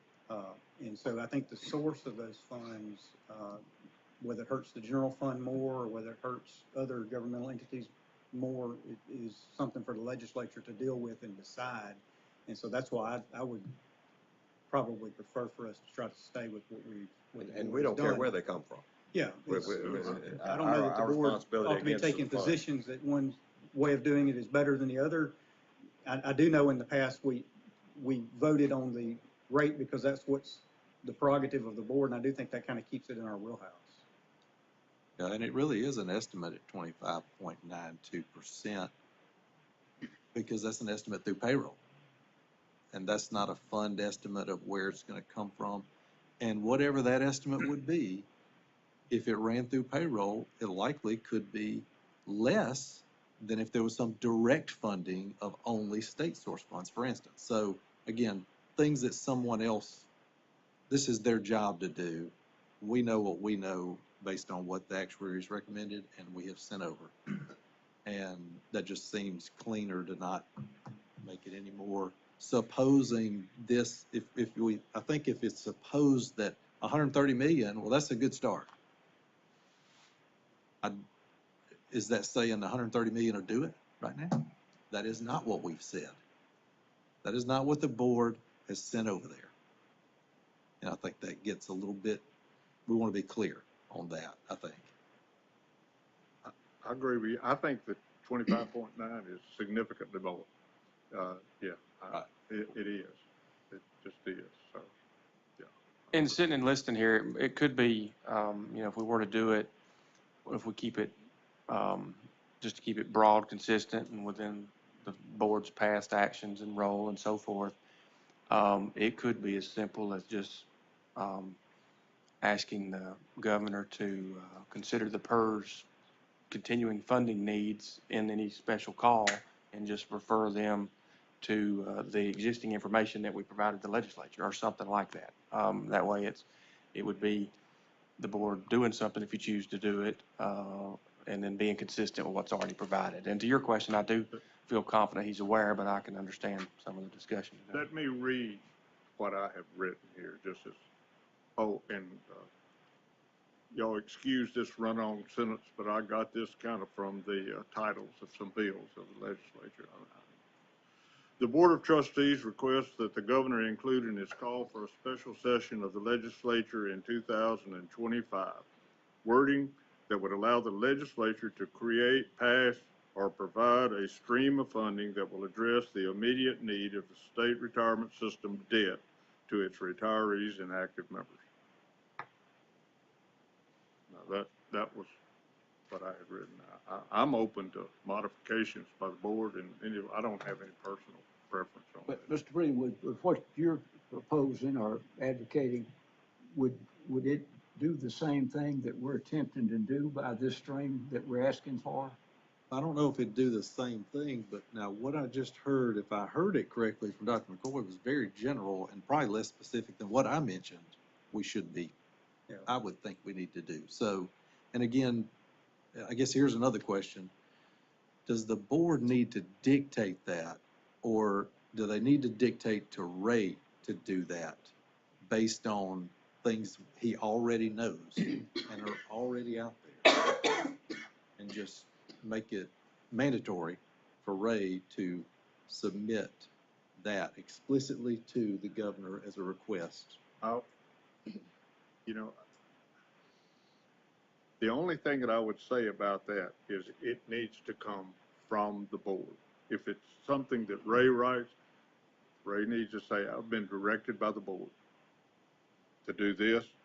And then with that direction, if he writes it and incorporates the things that I have suggested here, maybe incorporates the things that you have suggested in there, that I would then defer to the chairman and vice chairman of our committee, of the board here, to see that that gets delivered to the governor by the end of the week. Now, Well, I'm interested that we don't make some unrealistic request of the legislature, and that, to me, will damage our credibility. I would like, whatever we recommend, it be a possibly doable request that they can maybe consider. Dr. McCoy, would it change your motion that you did not make too much to use the word additional instead of stream of revenue. I think you used the word stream. I agree. I think that stream implies that infusion instead of a rate increase. Just changing that one word to additional instead of stream, and you might have to change two words. But Say that again, I'll mark it I out. think you used the word stream, Yeah, and I thought if you maybe changed that to additional, okay. and you may have to take an of or something out. I was trying to listen along as you read, but I think if you use that term, it might. How about if I put additional yearly funding? Would yearly help with that? Because we're not talking about a one-time thing, right? Stream to me is running, so yearly, I don't know. Right, Okay. well, again, That may be getting twenty-five into point there. nine two Yeah, that, is an annual amount prospective Yeah. stream that's already on the record, is it not? it definitely, could I mention this? First of all, happy to do as you all prefer, and do so quickly, and I don't see any trouble in any of that. But of course, we've got to keep in mind when it comes to the motion, we've got to be mindful of the motion because I'm gonna need to follow or stay within the motion. But based on what I've heard said, if it's just a motion to direct the executive director to, contact the governor and ask for him to consider the PERS funding needs in any special call, and if it's gonna be carried out and overseen with the chair and vice chair as far as my letter, it could be more broad like that, but I have some of the same thoughts that some of you have mentioned. If we get into the, and not that I'm adverse to it, but because of what we've already done as official recommendations, because we have an ADEC, we have an ADEC policy, we have a percent of payroll method, we've relayed the information. That's a long way of saying I would recommend just being broad with the motion, directing me to relay that, and then we would do it in a broad way and use the same I don't information. want to confuse the governor. I don't I think we want will. him to hear concisely what the board is asking, and that is to put in the call the ability of the legislature to, whatever word you use, create, pass, or provide additional funding that would address the debt. Now I want that clearly. Now, if surely his advisors have told him all these other things, he served on this board himself. He knows that sort of thing, but just this board wants the availability in the call for the legislature to discuss this additional funding. That's simple as I wanted to make it. So, And let me remind the board, having in another life served 3.5 years in a governor's office that had several special sessions, that during that period of time, he receives numerous requests, good requests, to include in the call that it's up to his purview to do or not to do. But I just want us to be on record, to be sure that everybody knows that we're not sitting over here acting like we're ignoring that we need to do something for the years ahead. I just want it as short, concise, and as forceful or to the point, and it is just clear. And I just like garden variety words as I got them right here, so to speak. So I think I hear a consensus of the board that we may be willing to do that. Now, whether you take this language or I can submit this language to the board, or the board can say, take the language that Dr. McCoy has and let the chairman and vice chairman and the director massage this a little bit, send it to us just to let us know what we're sending over there. So I think that would be fine with me, because I think that's what we hire our chairman and vice chairman to do. That's what that extra pay comes from? Yeah, that's where the extra pay comes, to do that. Well, and that last time addressed some of the thoughts I was having too. It was the stream or the dedicated that I was picking up on in my, but that last time covered I some of think what I it's was. just gotta be clear Yeah. that it's not a one-time thing, Sure, yeah. just not be a one-time thing. So, you- what kind of motion do y'all want me to make now? Help me with the motion, cause, John, were you gonna say something? I was just gonna ask, I would like permission to ask the Director of Revenue a question. Sure. Yeah, If it's not, I won't upset the bosses here, I'm just a peon.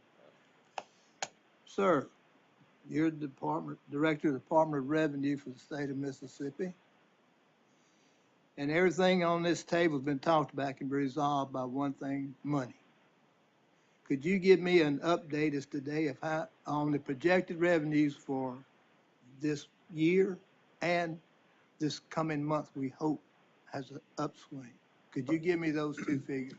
Yeah, I don't have those figures memorized, and we've seen so many numbers here today, I would probably be wrong if I tried to guess. This is the month of April, which is a pretty big, April, May, and June are really big months for the state. It looks like to me that revenue to the general fund will be down a little bit this month, and that will cause it to continue to be below, I believe, the yearly estimate. I don't recall how many million we're below the yearly estimate. Lee and I were talking about it before. We were 8.5 Half up million, at the end of 8.5 March. up? At the end of Okay. March. So we're gonna be about on target for estimate before this month. I can't tell you what the last 5 days of the collections of this month will do, but I do anticipate we'll be below the estimate. Of course, the legislature's done a really good job of appropriating a good bit less than we've been collecting for a couple of years. And so we do have quite a bit of reserves. I think that's outside of my area a little bit because we transfer those monies to the treasurer who does things with them. But I do think we have quite a bit of reserves and some gap between where we're appropriating and what we're collecting. But yes, we haven't seen the growth that we've seen in the prior 3 years. It's slowed down a good bit. We will not hit our projection for the year. For the year, I'm not sure. This month, I will be surprised if we hit the. But it's been the last 2 months we have not. Yes, sir. That's what I just wanted to let y'all know, that we threw a budget of 7.1 out last year, and that's the largest budget ever for, general fund budget ever for the state. It's gonna be close to it this year if we get one. I don't know. We're here. But, Yeah, we do know that the the gap government has between. not given me permission to print, so therefore I cannot get the money that I would like to have.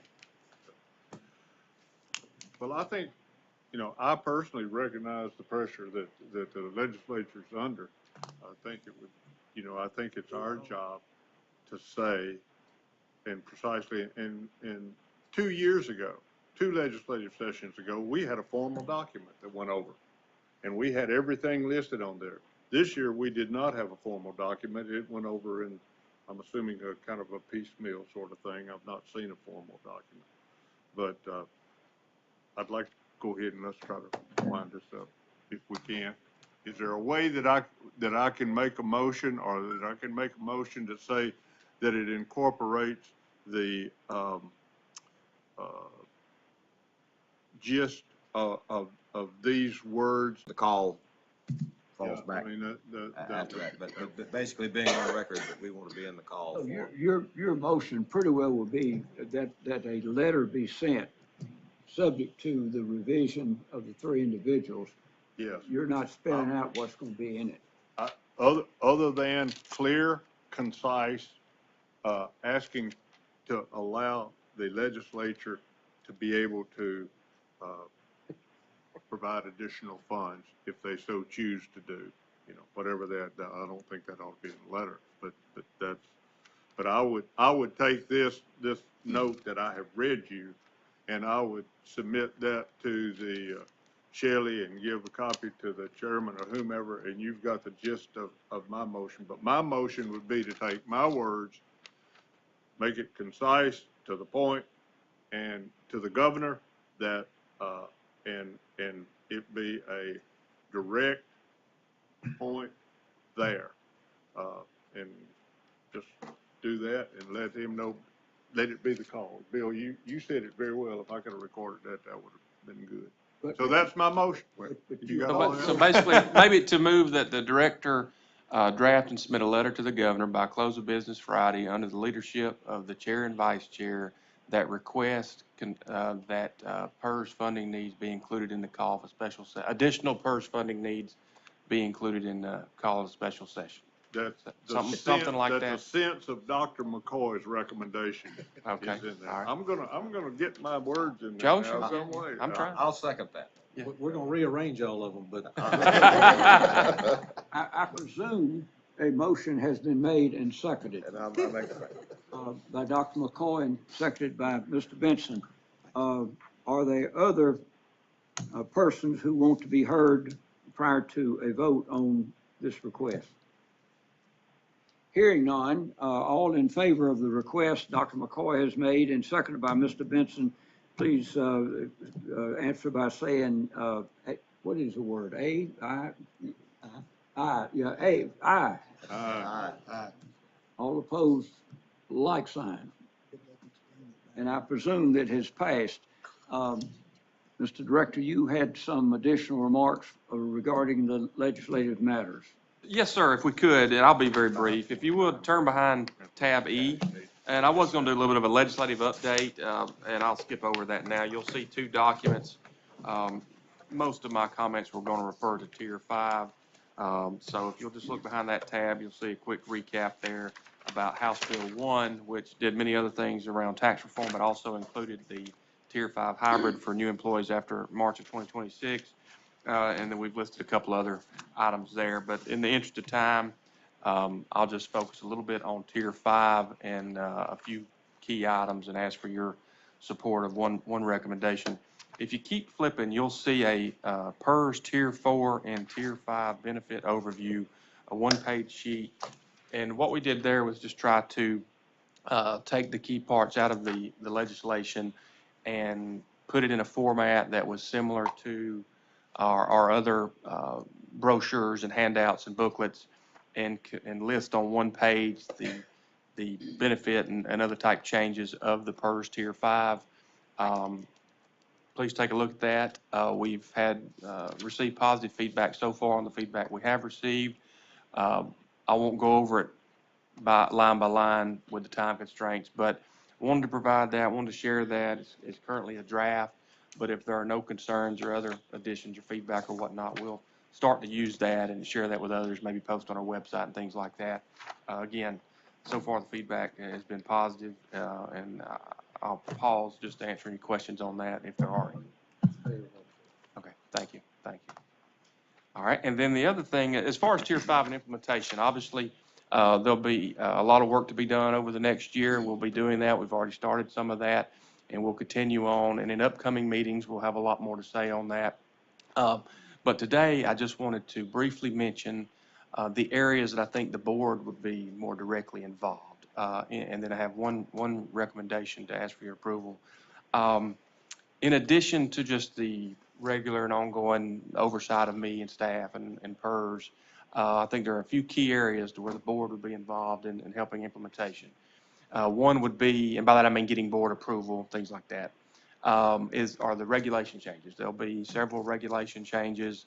We'll go through all those. So in the coming months, it shouldn't be anything too significant maybe, but we touch a lot of regulations. So we'll be coming forward with those over the next few months for the board's approval. Another one would be creation of the plan document. That'll probably be a pretty heavy lift that we'll do, also involving outside legal counsel in creating the plan document for the hybrid side, the DC side of the Tier 5 hybrid. And it'll be similar to some of the things you've seen with the ORP program and MDC. So We're sorry. Your conference is ending now. Please hang up. Sorry for that interruption. Pretty good message.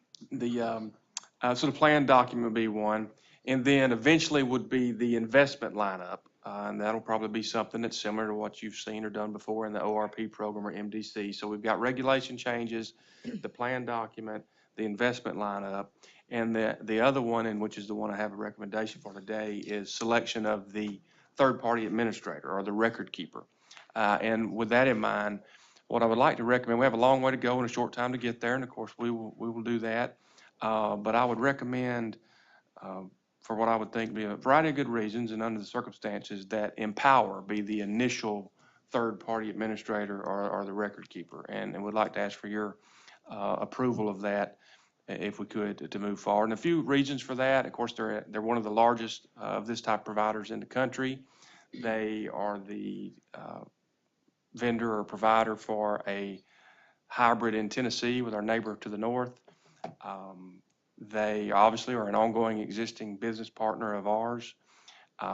They already have a a reporting relationship or a connection, either a historical or a current relationship with a large number of the employers that will be affected here. And of course, they have a regional network set up of advisors that would be prepared to scale up. And I could talk further about that, but for those reasons and others, I would recommend that the initial TPA be in power. And of course, if you approve, similar to what we've done before, when you all grant approvals, it would be subject to successful and appropriate contract negotiations, which of course we would make sure there's an appropriate, prudent, and competitive type price. And then lastly, I would say when we do it, that the term be at least 3 years, maybe 5. I would probably recommend 5, similar to what we've done before. Of course, there would be cancellation provisions, but I would recommend at least 3. But unless advised otherwise, I would probably aim toward 5. And with that, I'll pause and be happy to answer any questions. My question is what is the standard operating procedure to doing that? Do we do an ORP? Is that the way we normally do this? And is this circumventing our standard operating procedure? Yeah. For, I mean, this is going to be handling, this is going to be handling 5% of the members' money, which is going to be a huge amount over time.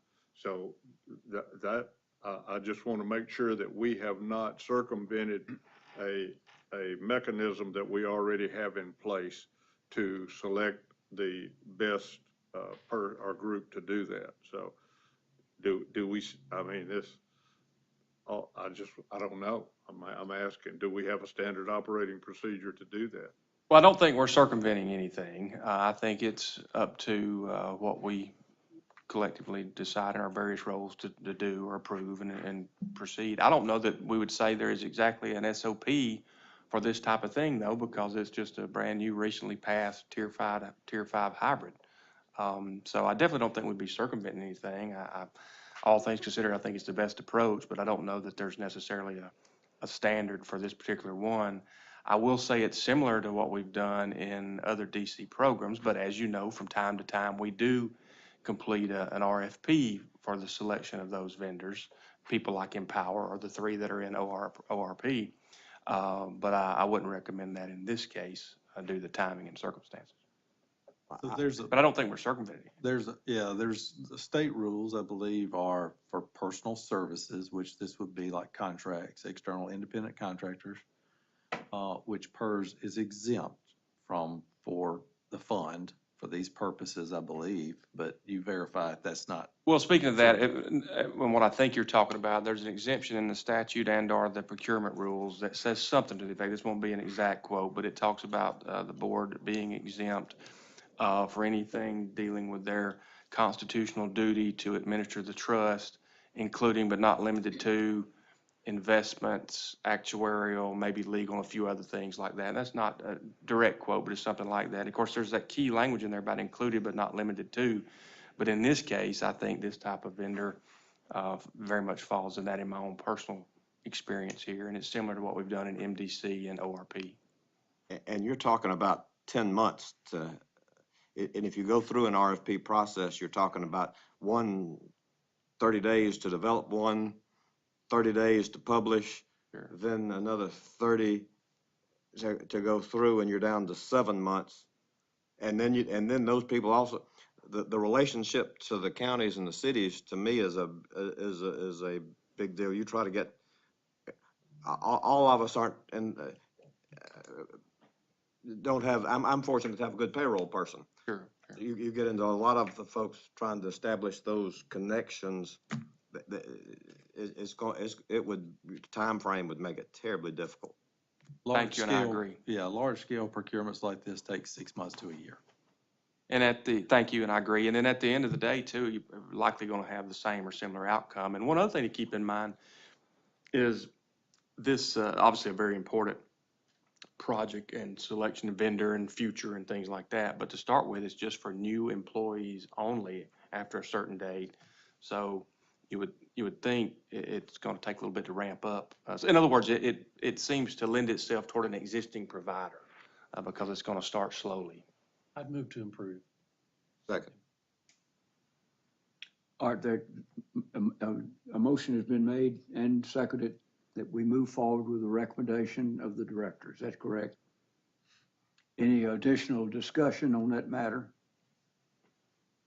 All in favor say aye. Aye. Opposed, like sign. So the recommendation is passed. Mr. Director, you have further information to present? No, sir, Mr. Chairman, thank y'all. I appreciate that, and that's all I have for today. Are there any other matters in which the board wishes to present relating to legislative? I would say one thing, and back to what Senator Sparks was looking at. I think I've seen some numbers. The ORP changes will generate first year about $15 million. That's kind of what I wanted to Is that address. kind of, and that'll grow, I think I saw that in the projection would grow to about 100 million over time. That's right. It would be about 19 million in the first year, growing over the next 30 years to about 100 additional $1 million into PERS. And to be fair and to not take credit for prior work, that's 7.5 new money, because we were already, whenever ORP was created, 2.5% was diverted to the PERS UAL. That's before the numbers were so out of kilter. But the changes we're making, we're recapturing the 1.5% employer rate we've increased. It's about $500 million of payroll. Every half point's worth about $2.5 million. So that's how we're getting 7.5 new million in fiscal year 26. It'll be about 10 or 11 million the next year. It'll go to 3 to 5 million was in the letter, I believe, from CAB. These are not my numbers. These are CAB Max numbers. Yep. And to the extent that it'll grow to as much as $105 million in 2055. So when I say there's money in the PERS reform that we passed, there's real money in there. I don't want to speak for the Senate. I'm what you call a rank and file member. I am not in leadership. But the ask has been for $200 million to go into PERS, and I believe the Lieutenant Governor said that himself this year on record. Now, whether we can come to a budget agreement, that's a different issue. The money is understood. I'm proud we have a recommendation or request to the governor to include it. But let's also remember that Tier 5, 1.89% greater contribution on payroll to pay off the UAL. That's 1.89%. Current payroll is about 7.2 billion. I didn't realize we had such a high turnover, but you may have a lot of Tier 5 employees pretty quickly, and 1.89% more will be going to the UAL. 1.89% of 7.5 billion is $141 million. Now, we know that's a sliding scale, just like the ORP. It is, without question, my intention to have at least $100 million a year from sources. And since we are on the pathway to the elimination of the income tax, it is also the Senate's position to plus up the rainy day fund by about $300 million.